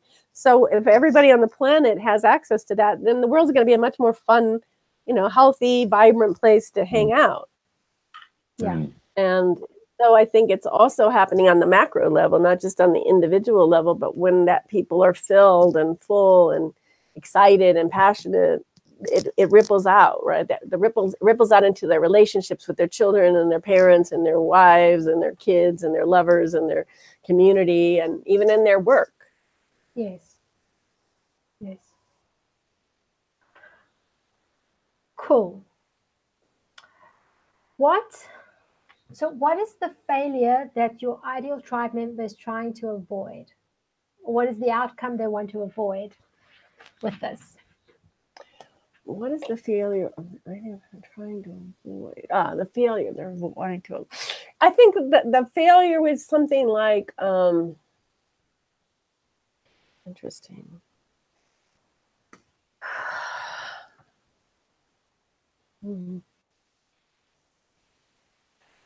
Yeah, I think the failure is something like not actually feeling like their life has, the kind of meaning and purpose or satisfaction that they imagined when, it's like, I think when people are like 20, you imagine somehow that you have this maybe idea of what your life is going to look like. And then at some point, around 40, 45, 50, somebody goes like, oh my God, I'm halfway through my life, or I'm more than halfway through my life. And like, it's not anywhere close, or I'm not even on the trajectory to get to that kind of sense of satisfaction or aliveness, or I've spent all my time focusing on material things. And now I'm realizing that actually that's not that fulfilling. So it's really the sense of that I've lived my life. I haven't lived my life in a way that's given me a sense of satisfaction, something like that. Or that I'm gonna, I don't want to die alone. That's another big one. I don't want to die alone and not feeling connected. I don't want to feel like I worked all my life and I never really achieved a sense of fulfillment. Or just also just, go ahead. I was going to say, could one of them be not repeating the same relationship pattern that follows on from the person who's 45? Yeah, exactly. Not repeating the same mistakes that I've already done. But I think also at a more even deeper level, it's more like I want to just feel good about. I want to have a good relationship. I want to be able to relax into the moment and just feel complete. Like there's a sense of when you have a certain level of self-awareness where you can just be naturally feeling at ease in any given moment, where I don't feel like there's a lot of people who are at ease in their lives now. If you go sit in an airport, in any international airport, you just feel like people are fucking in their heads, just like spinning like hamsters on the wheel, just like, and you can just feel their whole nervous system is a whole amped up. And it's not like people are just sitting there in ease and their hearts open. I mean, that's the biggest change I've noticed over the last 40 years in traveling, is that travel used to be fun and people were at ease and they'd hang out and talk. And it was like fun to travel because everyone hung out and talked with one another. And now everyone's working on all their multiple devices and they're all stressed out and they don't even make eye contact. And I just find, to me, that's really sad. That's a sad statement for where the world has gone. So also, how do you just like learn to be in your ease and feel the flow of the universe? It's like, the guy who wrote the 4-Hour Work Week or whatever that guy's name was. It's like, yes. When his book came out, I was just like, yes, this is it. Like, let's have a 4-hour work week. Not even a 4-hour work day, which would be a big aha for most people.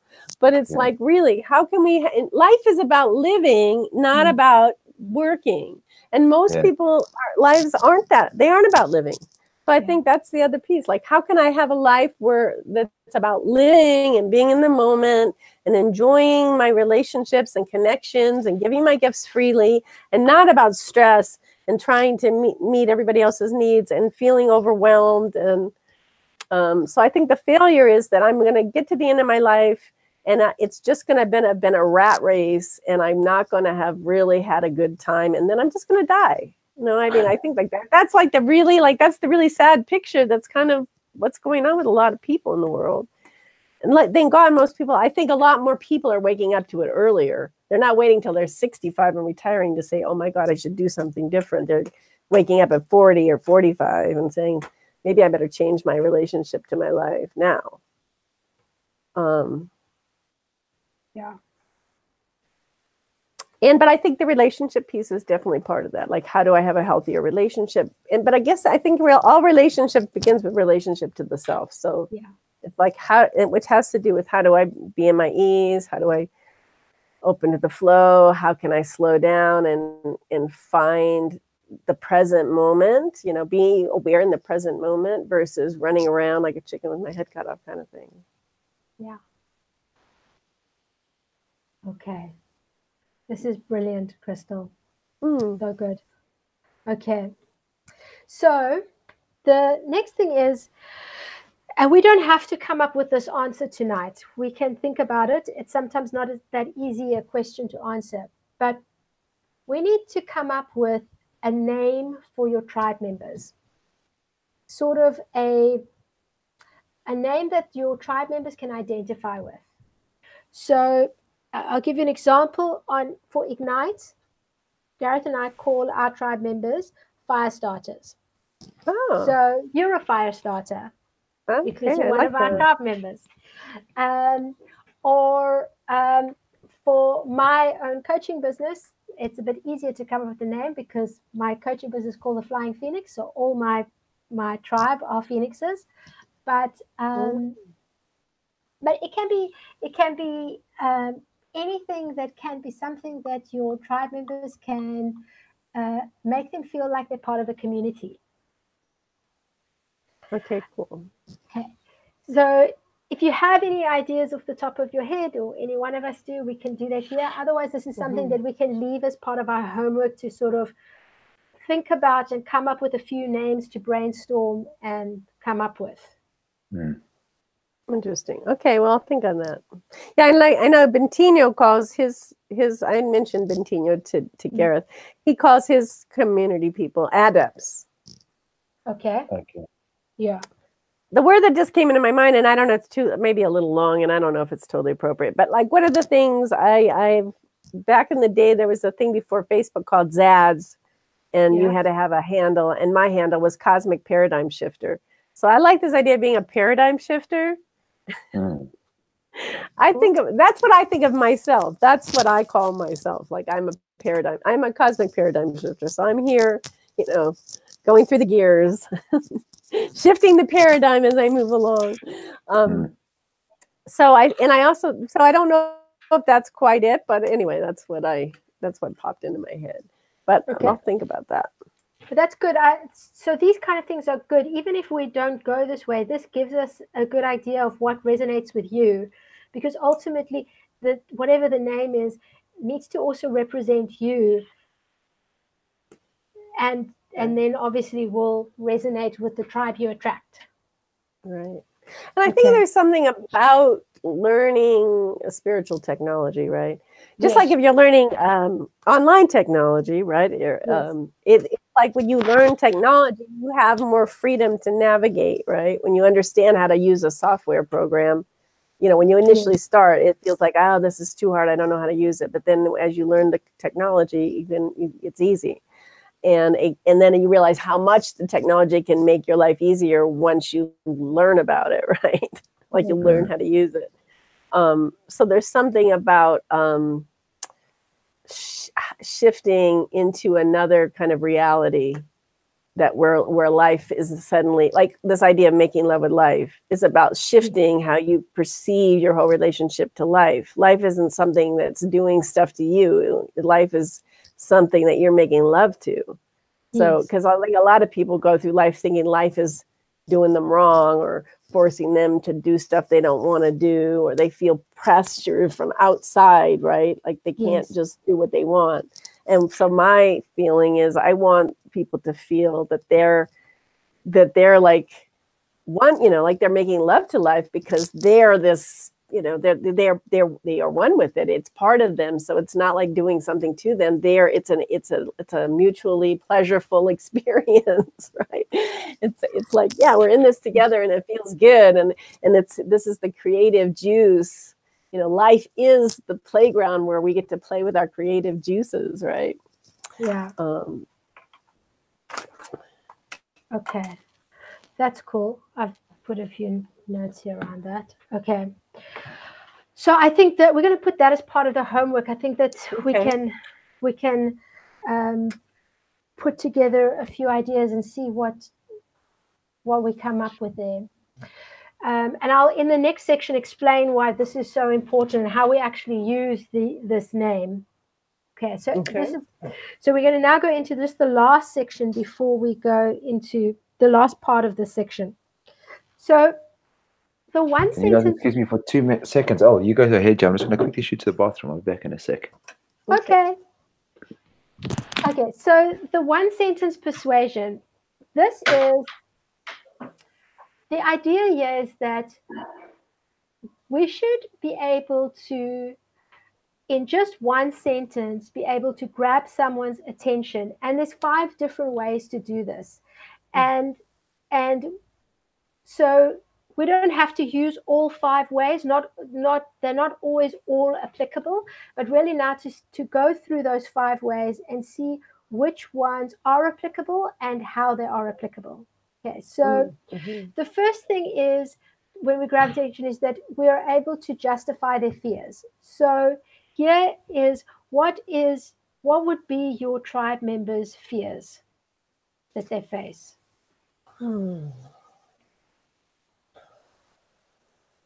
Right, that I'm going to, I mean, one of the ones like what Gareth mentioned about, like I'm just going to repeat the same mistakes in my next relationship as I had in my last relationship.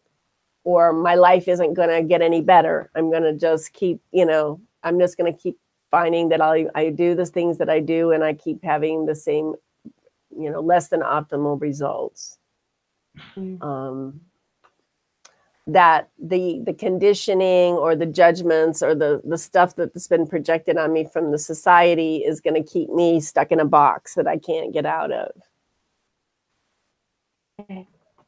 I'm going to also add it, because I think it's really powerful, is that I die unfulfilled. I die unfulfilled.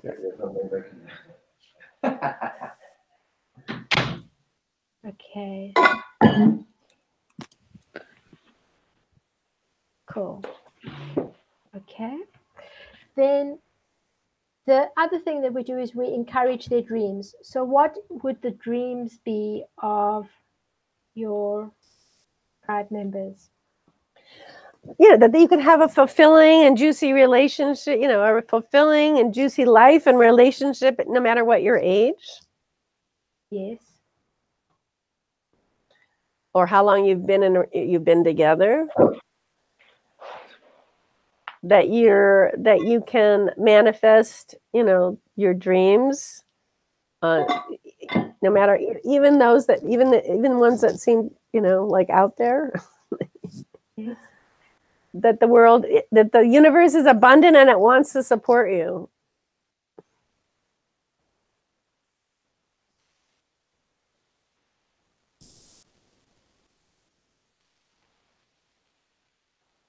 Okay.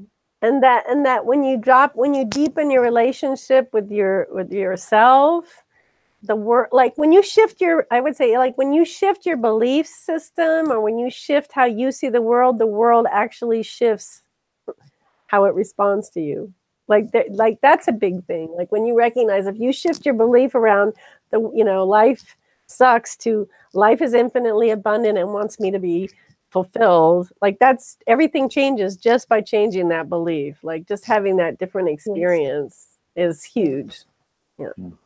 Okay. So confirm suspicions. This is where we confirm something that they might be aware of intuitively, but maybe haven't consciously acknowledged. So maybe something like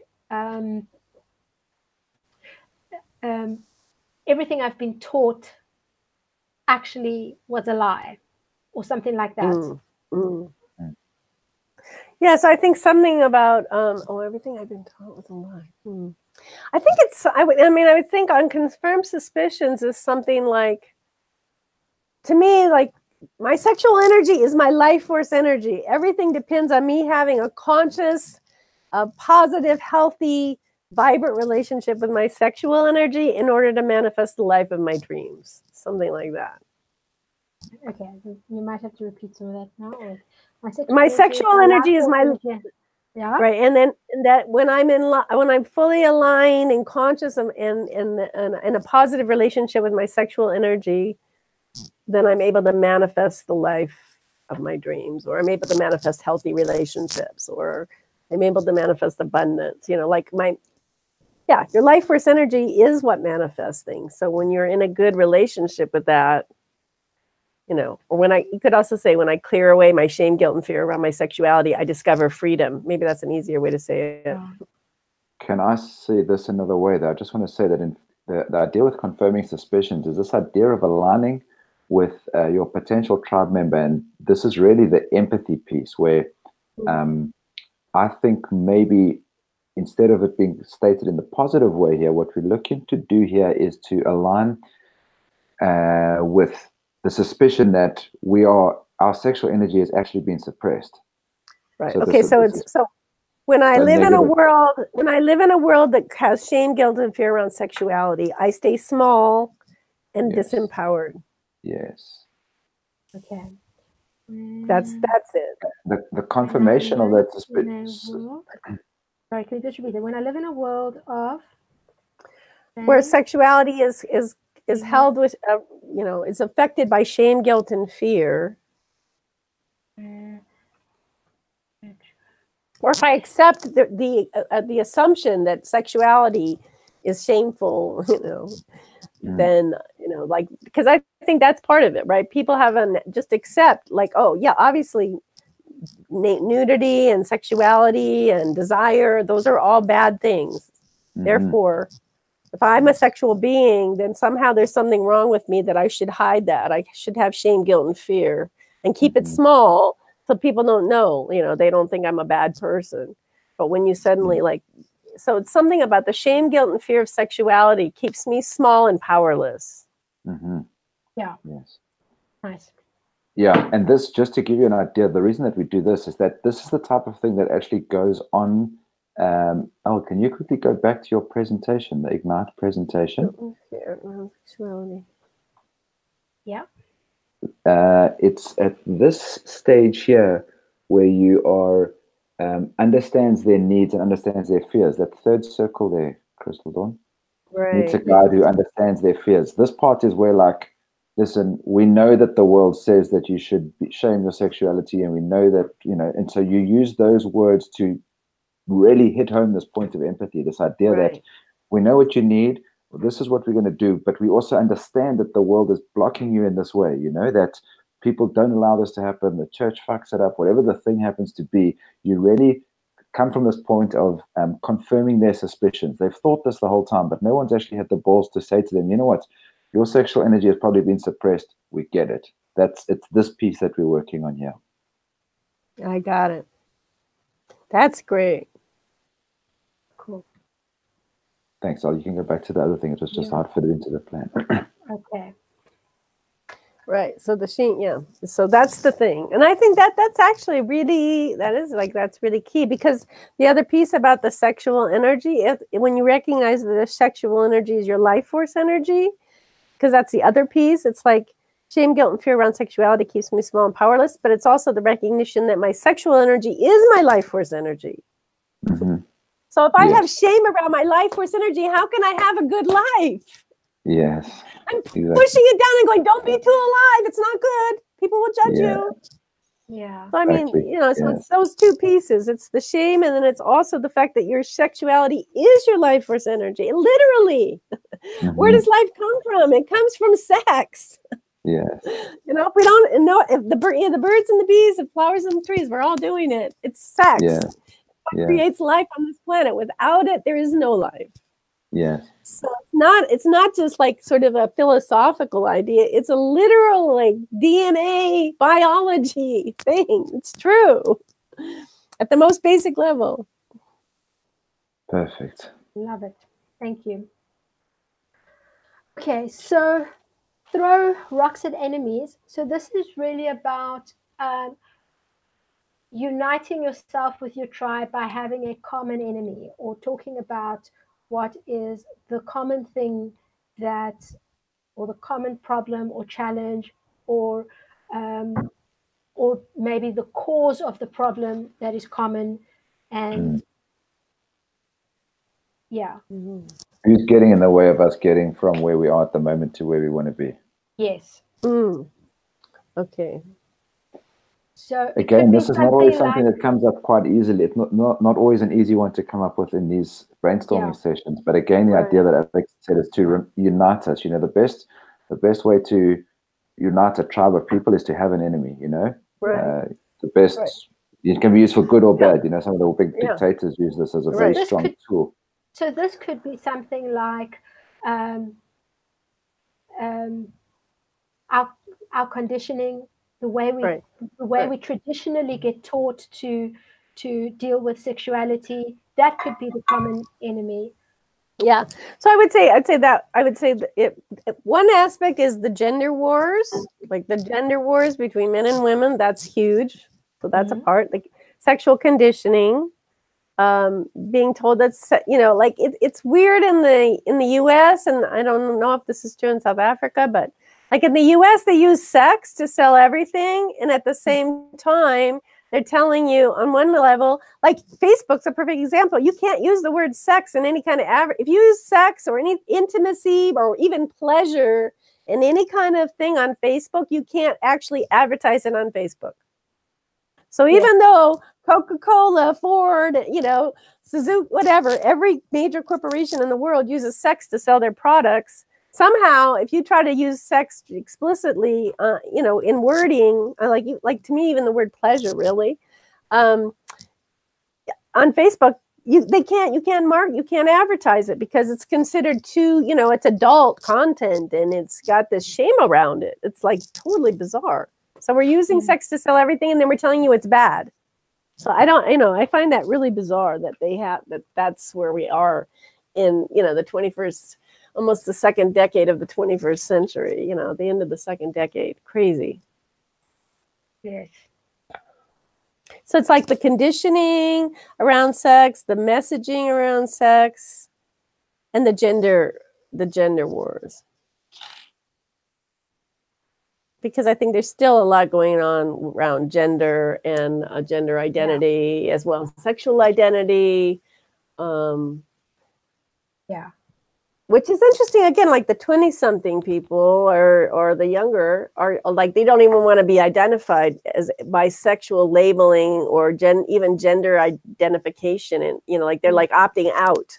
We're just going to opt out of that whole thing because we don't even want to participate, which I find very interesting.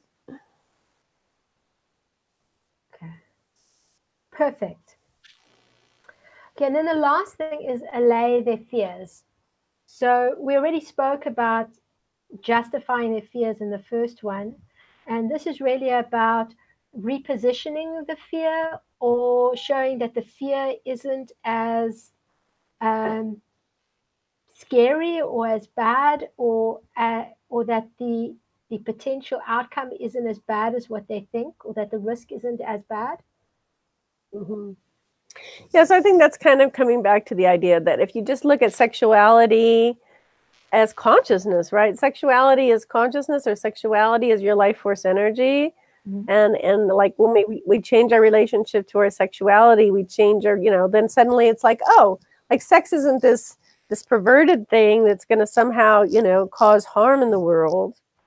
It's just simply aligning with my life force energy, and not and recognizing that that sex, the sexual aspect is a big part of that. And it's like, how do I use it with consciousness and clarity, and how do I take responsibility for how I use it, and how do I, instead of having shame around it and trying to hide it, how do I just like really step into it fully and be a conscious, you know, creative, conscious sexual being and use my life force energy for the benefit of myself and others, right? Like, how do we bring it out into the light of day and say, hey, people, this is, you know, like if we all just stand up and own that we're beings, we're sexual beings, we have desire, and we're going to own it, and we're not going to force it on anybody else, but we're going to take responsibility, then life, you know, nothing bad will happen. If everybody can do that, it's all going to, you know, good things can happen from it. Mm. And actually, it's very empowering. Okay. Yeah. Perfect. Okay, so that's that section. Awesome. Well done. We've got a lot of stuff here. Really, really good stuff. Mm. Okay. So the third section, the cause. So this is about people need something to rally around, something that resonates with them, that they can take on as their own. And often this would be about what's your values, what do you stand for, who you are. So now we're shifting a little bit away from your tribe, but a little bit more towards you. So we're going to focus on your story and how your story is told that others can identify with it.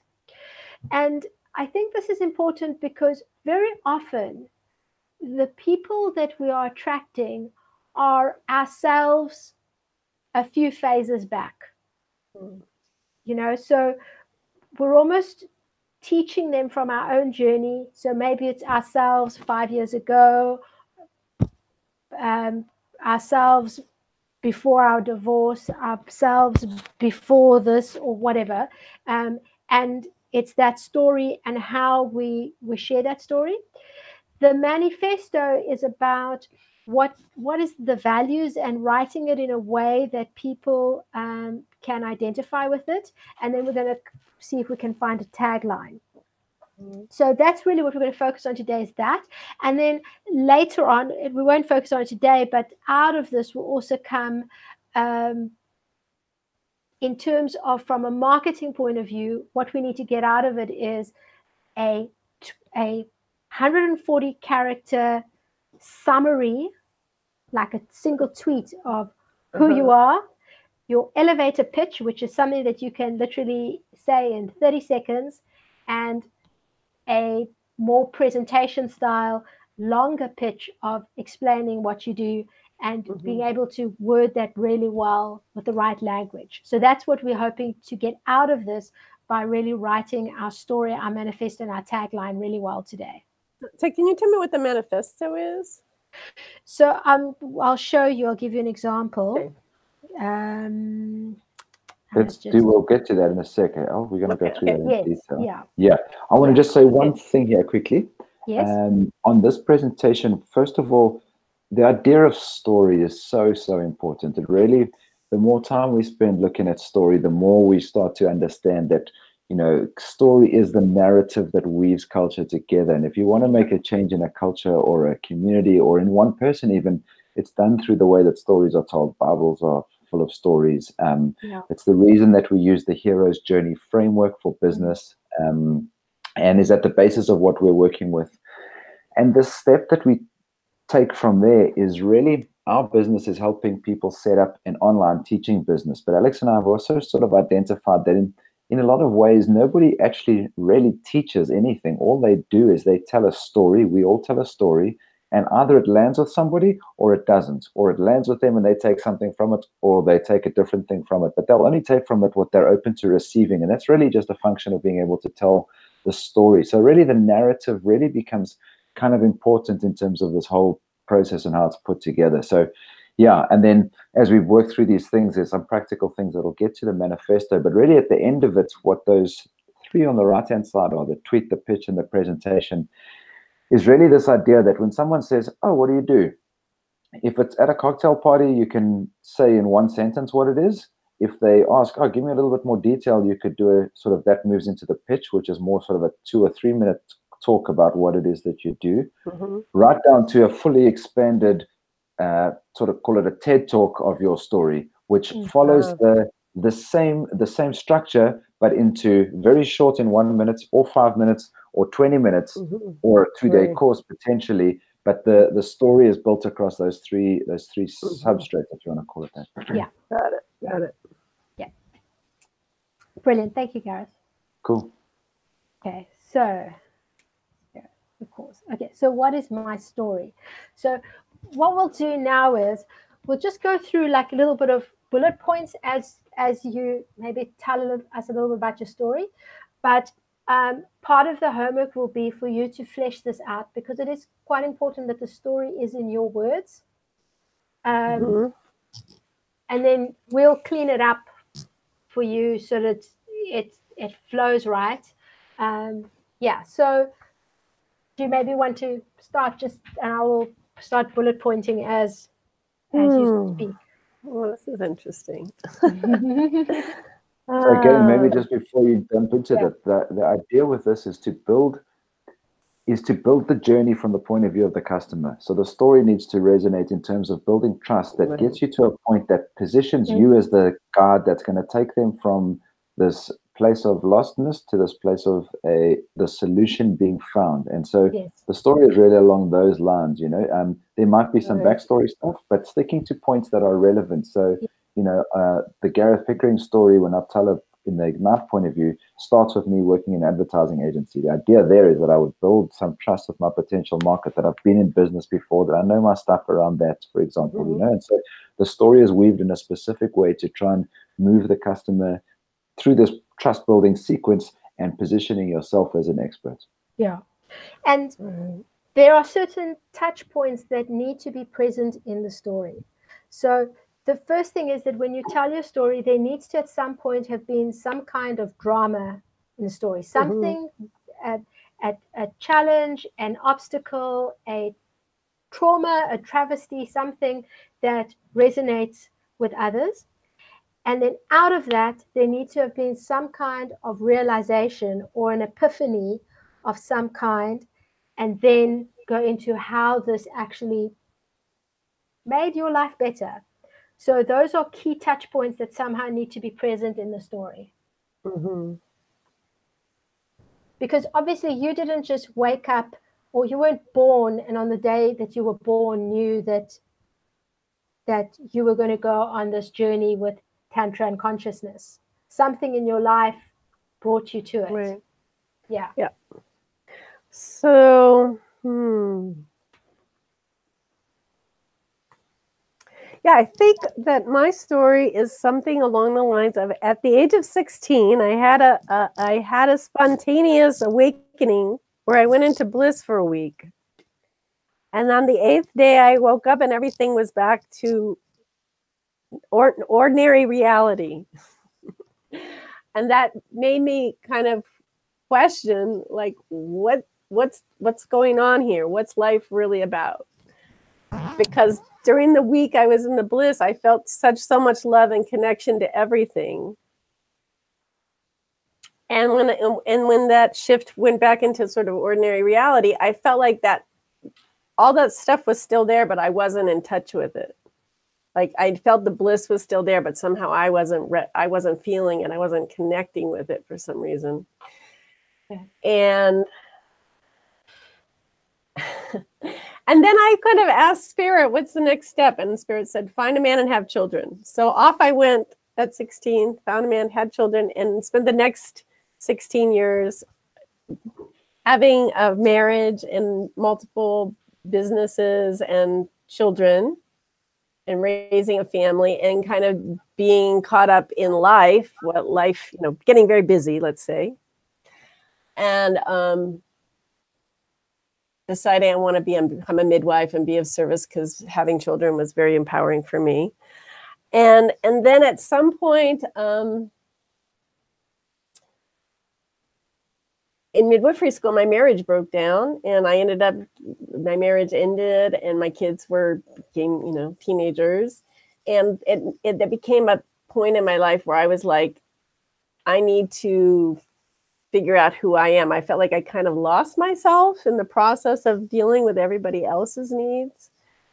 And I started going on an exploration of finding out who I was.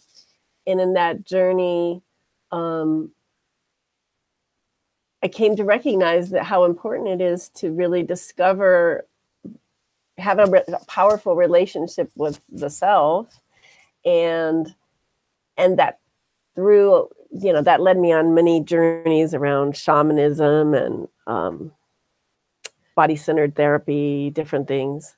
But in that whole process, what I came to recognize was that through becoming more awake and conscious, I could be in better service to others to also become more awake and conscious. And that led to a life where I felt much more connected and fulfilled. And I want to help other people feel connected and fulfilled and be able to give their gifts to the world in a way that feels good to them. Something along those lines. Mm-hmm. And Tantra was probably one of the biggest, in doing the healing work. When I got involved with Tantra, I think it shifted my focus away from problem orientation to recognizing that life is about making love with it versus trying to solve. I think prior to Tantra, I was a very problem oriented person who was dealing with one problem after another and focusing on really dealing with problems. And then Tantra somehow shifted something in my consciousness that said, life is not about problems. Life is about learning how to be one with the life force energy, and that it is naturally blissful, and that life can be about making love with every moment versus solving problems. That's the biggest thing. I shifted from life is about solving problems to life is about making love with the moment.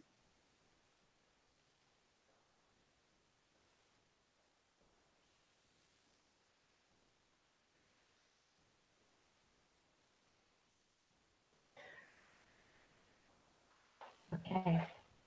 Cool. Perfect. I think So that that's a last good- sentence I love almost, this. yeah, the last sentence is almost the answer for the next one, I think. Oh, Yeah, I love that, making love with the moment. I just love that. I definitely feel quite strongly that needs to somehow be the tagline. Yeah. But yeah, so yeah, I agree. So the next one was really, what is my one-line summary of my story that the ideal tribe member can self-identify with? So we're going to maybe that last sentence, or maybe those I last think two something like sentences. life is not about solving problems. Life is about making love with the moment. perfect.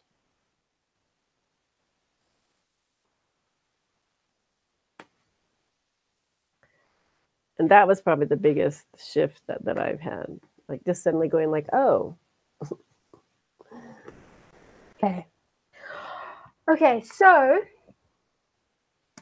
the manifesto. So let me give you an example of. So we got two, which we're going to do. We're going to do the main manifesto, which is a long version, and then we're going to, from that, do like a mini manifesto. So just quickly going to open up the examples that we have here. So here's an example of a manifesto for a funnel hacker. And it's basically, it goes through what they are. Here it says, a funnel hacker is a new breed of entrepreneur, smarter, leaner, faster, and free. Funnel hackers wage guerrilla war against the big brands and win. Funnel hackers start with a safety net. Venture capital is a four-letter word, and bootstrap is their middle name. So this is really about coming up with bullet points of things that represent the values of what a funnel hacker is. So in your case, and this is why one of the questions we had earlier was to come up with a name for who your tribe member is, because your manifesto would be whatever that name is. Maybe you say it's I'm a paradigm shifter. Cosmic paradigm shifter. A cosmic paradigm shifter is. Right. And that's what the manifesto is. And then we're going to bring it down to the mini manifesto. And a mini manifesto is, now I'm going to go here. So here's the mini version for the same thing, a funnel hacker. And the idea is that it's just little one-liners that maybe can be put, that people would put maybe on the home screen of their phone, or it's something that they can look at really quickly. I'm a funnel hacker. I define my own destiny. I create my own luck. I build my own empires. I change the world. I'm just one funnel away. So it's something that people can use to quickly remind themselves who they are and why they're doing this. Okay. So I think sometimes it might be easier to start with the longer one first, and we can just brainstorm anything you have, and then from there we can reduce it down to the mini manifesto. What do you think, Gareth? Doing it that way around? I think that's definitely the way to do it. And I think a lot of it's probably just going to flow in bullet points from stuff we've already done. So a lot of the stuff is going to be stuff we've spoken about above, but it's basically, for want of using your name as part of my explanation, crystallizing exactly what we've said so far into sort of the 5 to 8 main bullet points of exactly who these people are, what they do. So, my most important relationship is with myself. I realize that my life force energy is my sexual energy, for example. So really identifying those things, and these are really the things that the tribe starts to stand for and associate with as common core values. Right. Okay. Should we start with those first two that Gareth just put there? Yeah, that sounds good.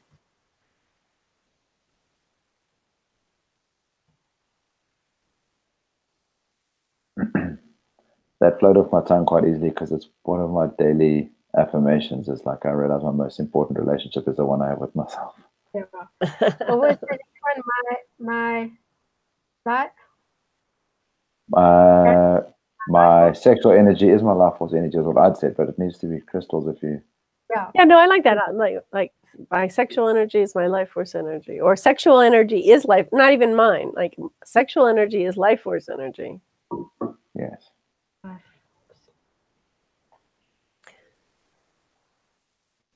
Cool.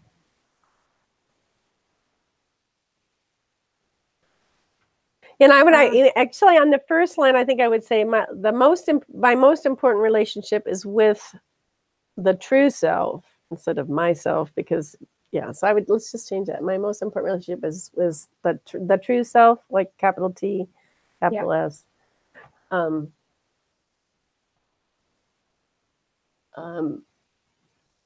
The universe is abundant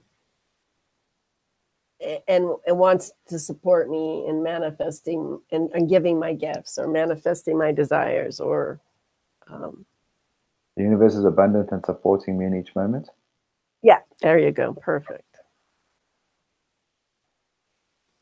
Yeah, that's a good one.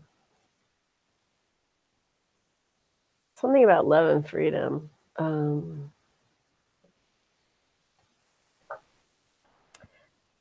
Yeah, like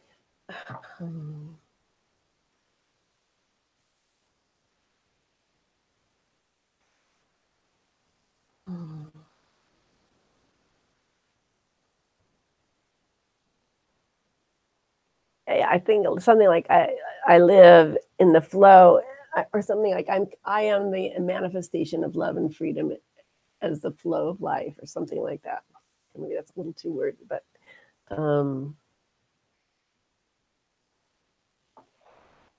I am love and freedom in form. How about that? I am love and freedom in form. That sounds pretty good.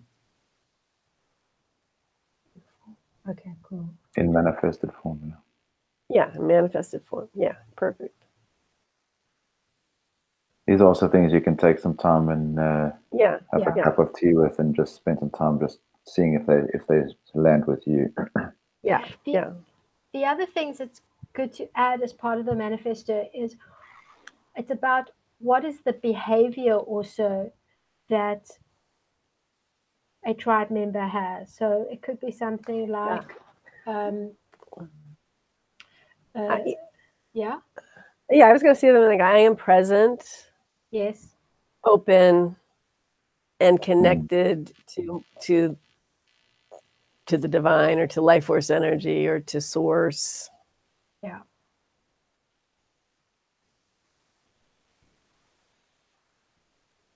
Yeah, I think that's really the bottom line. Like if you're present, open, and connected to source, everything is possible, right? Yeah. The other elements to think about when you add these things to the manifesto is what are the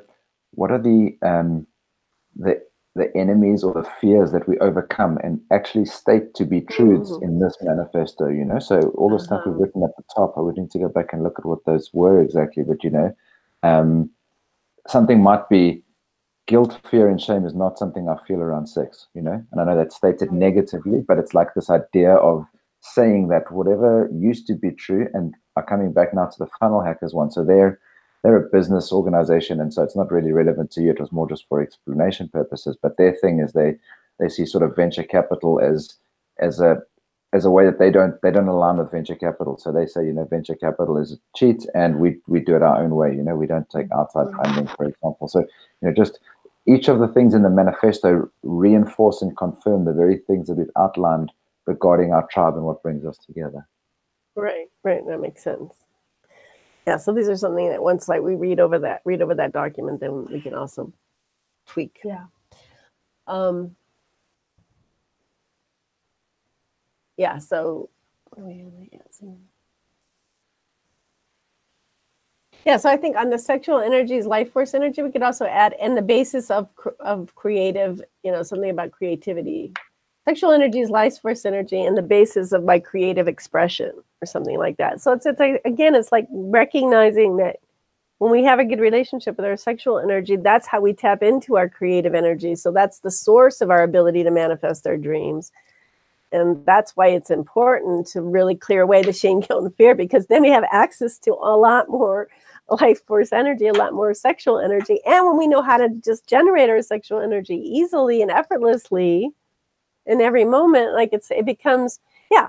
And even we should probably put something in there about orgasmic, and you know, like for me, I literally can orgasm without having to do anything other than just shift my focus of attention to being to tapping into orgasmic energy, because it's just like, you know, like right now I could just tap into it and feel my whole body vibrating with orgasmic energy, because that's what I'm connected to. That's what I am.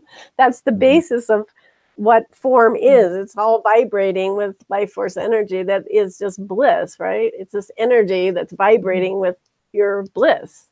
So when you start to tap into that, then, you know, you need some energy. Just focus on tapping into the bliss, and then that immediately generates a wave of, you know, creative energy through the body that can then be manifesting whatever the thing you want to manifest is.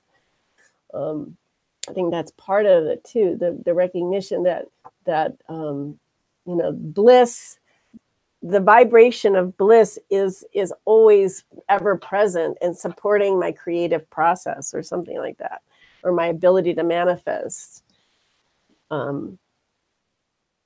So there's something about the recognition that's, and it's even proved by quantum physics, right? That there's this vibration, you know, everything in the universe that you can measure has a vibration, and it's all vibrating with the life force energy of consciousness. That's as it manifests to the you know, and then there's also the other part that's not manifest, the unmanifest. But perfect. Okay.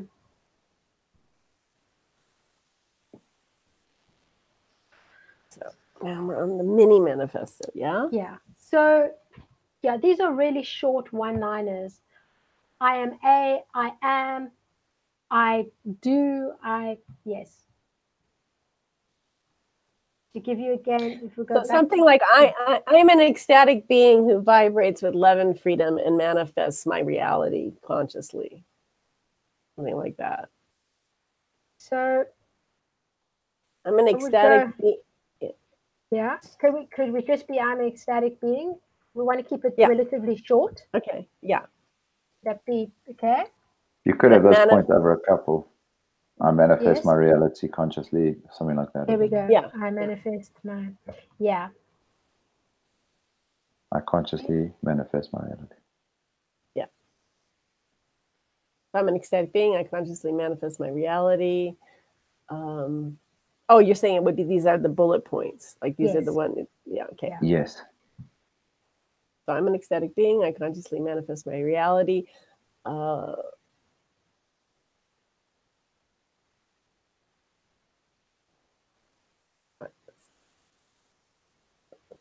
sexual energy fuels my, let's see, what else? Wait, let me think about that.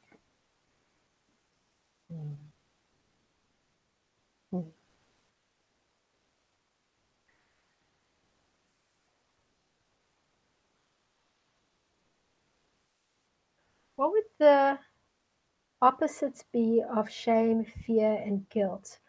There's pride.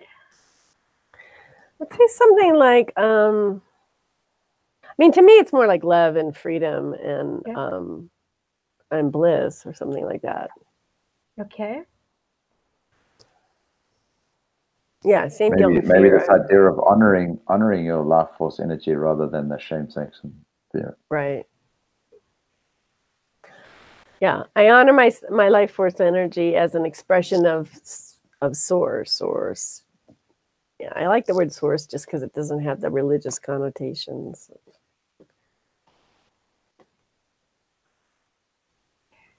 Cool.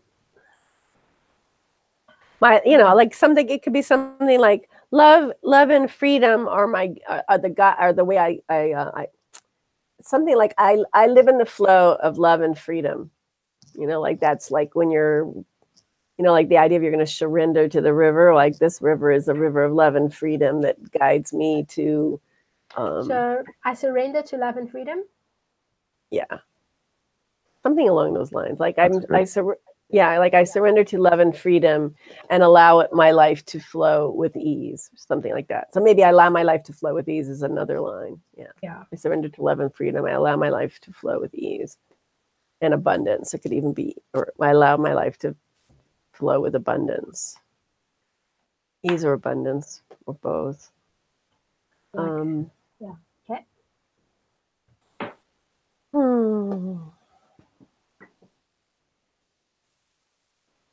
We don't have to do for everyone. Yeah. We can, yeah.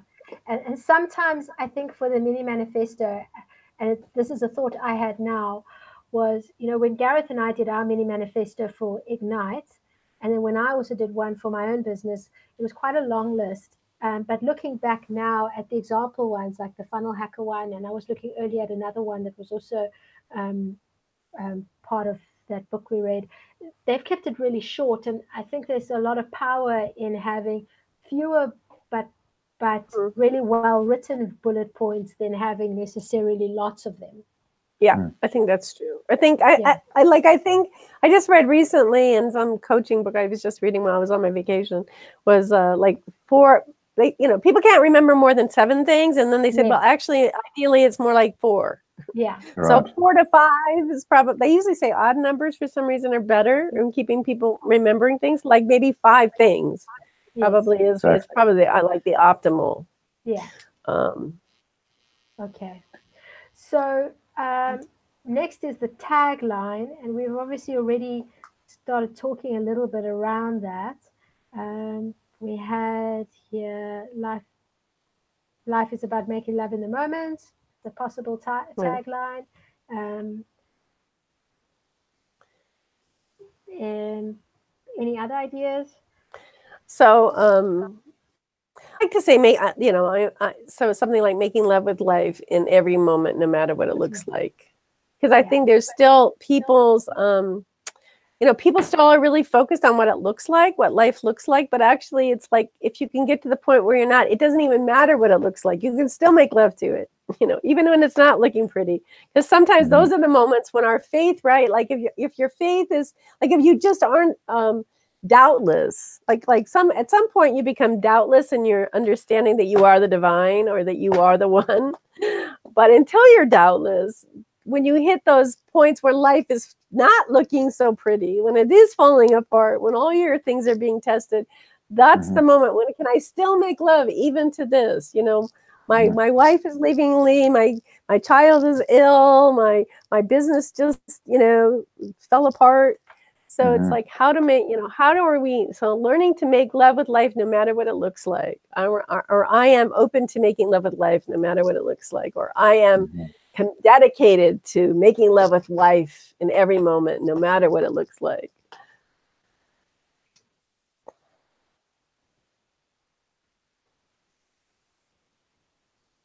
Kind of like that one. Mm. Okay. Cool. Okay, so and then, well, we're almost at the end. Really cool. We're wow, and we're perfectly on time. What is my bold vision in one line? So it's not that dissimilar to a tagline, but it's really about what is ultimately the goal that you want your tribe to be aiming for and expressed in as a one-liner. And This is not specifically for the. Is this Crystal's vision for her project, or is this for the? This is for. Or is this for the tribe? Huh? for Crystal's vision, but it's obviously Yes. for the tribe to identify with. But it's Crystal's Yes. vision, yes. Yes, that's right. Oh, I see. So this is my ultimate vision is of what Yes. I'm. I want to change the world through Tantra, or I want to change Yes. the world through sexual awakening. Or... Right. Yeah. I want to. Yeah, that's it. So my bold vision.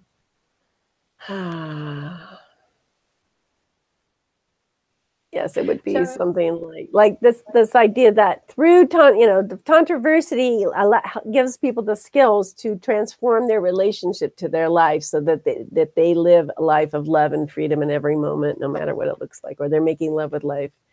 So it's basically what I'm offering is that I'm helping people shift their paradigm so that they can have a new relationship and live a life of love and freedom, really. Mm. That's the big, like I want a world where everyone knows they're divine and we're all just gods and goddesses running around having a good time, making love with life and celebrating love and freedom in every moment and feeling inspired and whole and complete and recognizing each other as the divine, like to me, that's the vision. Like we're all awakened divine beings celebrating life in every moment.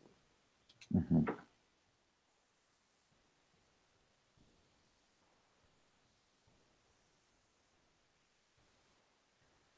Who doesn't want more of that? Exactly. It's even better than coffee Haagen-Dazs, which is hard to beat. Really? But not better than cookies and cream Haagen-Dazs. Oh no! Coffee has to beat cookies and cream. Sorry. We can't anymore. Well, I'm willing to share. We can have a scoop of each and battle it out. Let's go 2 scoops, yeah. Cookies and cream. I don't know if I've actually had cookies and cream Haagen-Dazs, so maybe I can't fully comment until I tasted it. But I'm a real coffee Haagen-Dazs girl.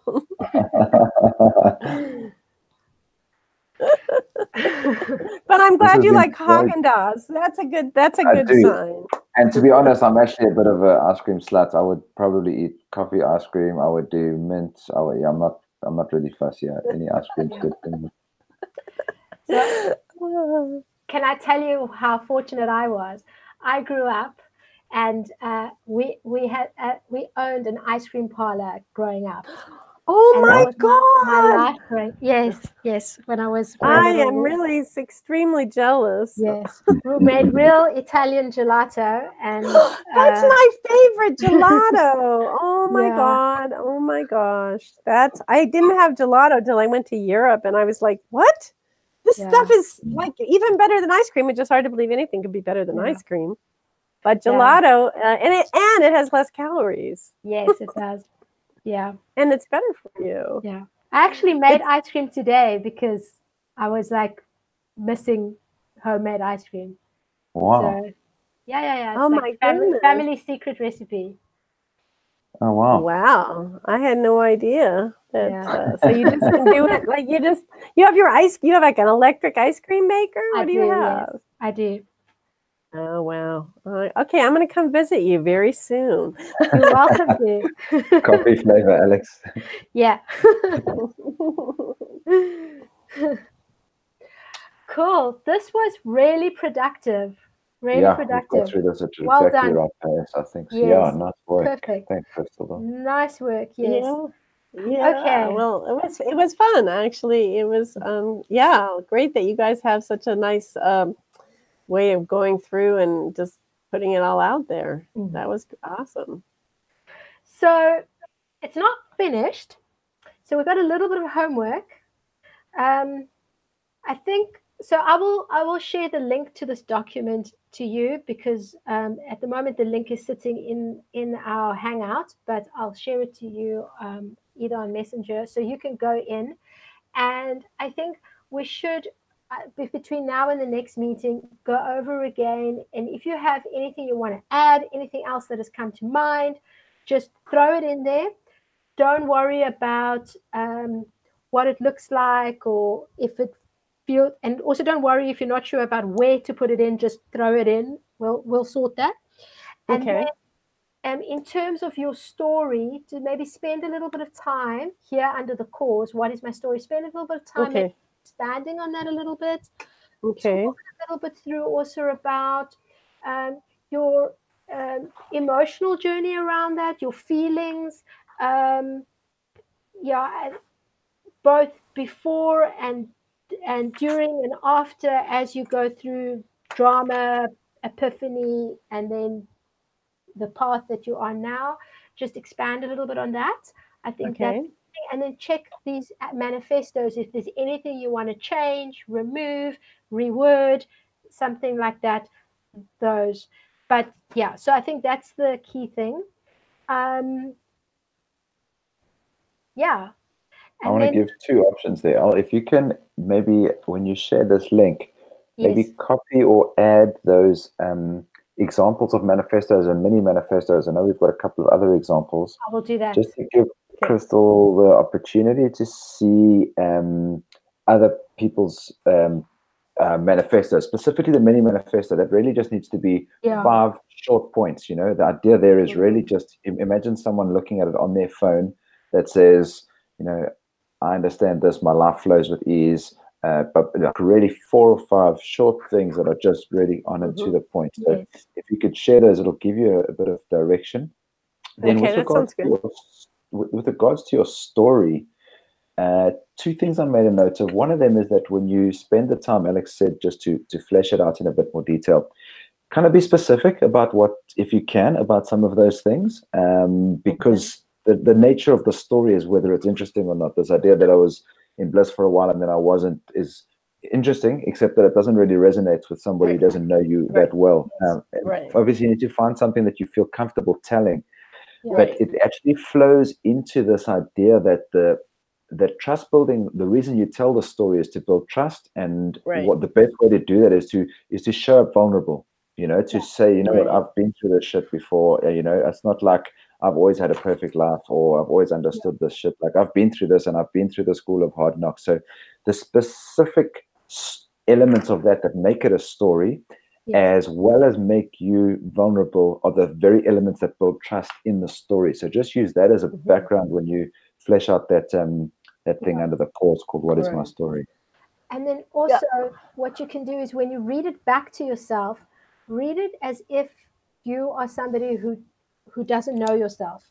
So for example, if I look at what we've written here, if as a person reading this for the first time and I look at and see, oh, at the age of 16, you had a spontaneous awakening and you went into bliss for a week. The first thing I'm thinking was, why did she go into bliss for a week? What happened in life at that stage? What was it that you know? So yeah. And I don't know if that's necessarily the best place to start the story, but that is kind of how it started. But that's fine, you know, that's your story. But just bear in mind that the way it's worded here may leave more questions than answers. And so you want to maybe flesh that out to explain, well, what is it that happened in that week? Obviously within your comfort level to share, but what happened in that week that made things different? What brought you there? What happened there? And why was it only a week? You know, all those things that just make people go like, oh, okay, you know. Right. Yeah. So I'll work on that. I'll definitely work on the story piece. Okay. Perfect. Anything else? Have you got any other questions, Crystal? No, I don't think I have at this point, I think I kind of get where like where we're at. So I'll work on the thing about the members, and I'll work on the thing about the story. Yeah. And I'll read over the whole document and, just get more, sit with it a bit, meditate on it. So as far as when are we thinking we'll have the next meeting? Yeah. So that was going to be my next question. So how are you looking? I think we would want to give it like a good, at least a week or so time for us to all just go over this again, and also for it to sit a little bit, Right. You'll probably find that in the next few days, like at the weirdest time, something's going to come up that you think should be added to this. Mm-hmm. So here's kind of what's happening. I have next week, I have, some space, but then starting like on the 18th, like I'm doing a 2-week basically intensive that I'm teaching at. So I know I'm going to be like, so I guess what I'm not clear on is at the end of this next meeting is there going to be a lot for me to do? Is that going to be like the place where I'm going to have a lot of to-doingness?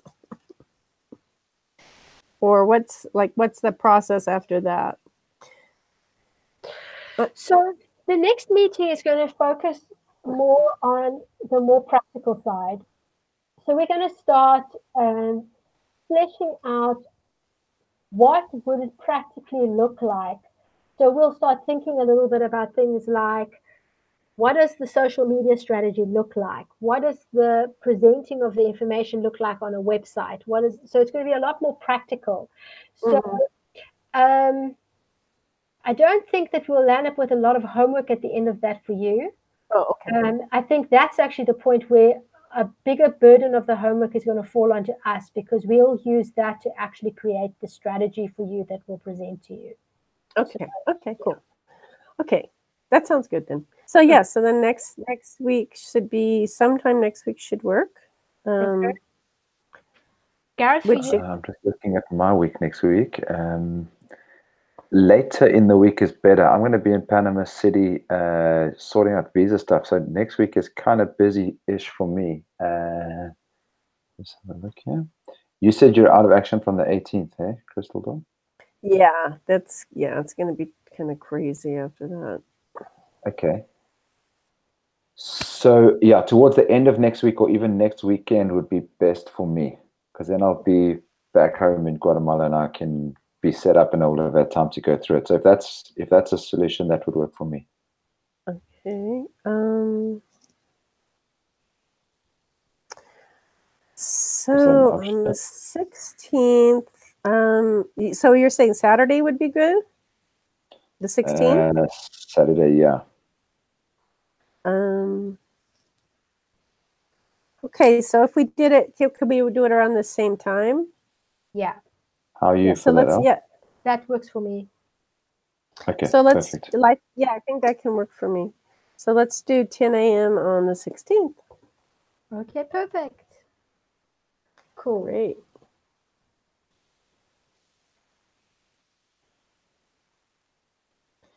Perfect. I'm going to send the invite now.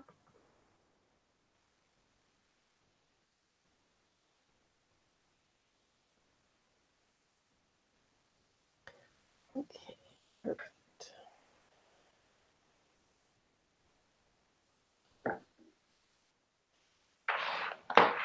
That looks good.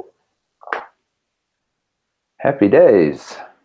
Happy days. Okay. Okay, great. Thanks, guys. All right, this has been awesome. Thank you guys so much. I feel like we got a lot accomplished. So Feels awesome. good. Yeah, thank you. I thought this went really well. Sorry, I am. You stop presenting so we can say goodbye to you. That's what I want to. That's what I'm trying to do. What have I? Oh, there we go. Stop. Okay. Is that better? Hey, there we go. Yeah, you are. Hey, magic. This technology is amazing. It's a magical thing. I mean, Cool. just think of it. Just think. I know maybe for you guys this doesn't, but if you think back, like even 10 years ago, you couldn't have done this. Like this is not you. No. You know, Skype Exactly. didn't quite have this, right? Plus, Skype No. had its issues, but it's Exactly. exciting. So here we are on 3 different continents. Yeah. Well, yeah. You're in So- Central America. I'm in North America. She's in South Africa. We can have this meeting in real time. It's amazing. So beautiful. Yes. Really, really great to connect with both of you. I appreciate you both so much, and I look forward to our next call. And reading over this document. So thank you so much. Cool. Thank you. And thank you for the participation and this degree of engagement. This is so cool. And Gareth and I love doing this. So this is, awesome. Thank you. Yeah, well, I feel that it's nice to work with people who are passionate about what they're doing. Yay! Well, give my Cool. love to Araminta when you talk to her, Gareth. Well, she's in the room next door. I'll send her. Oh. Hi, Araminta. All right. Well, Cool. sending my love. Talk to you both soon. Take care. Ciao. Bye. Bye.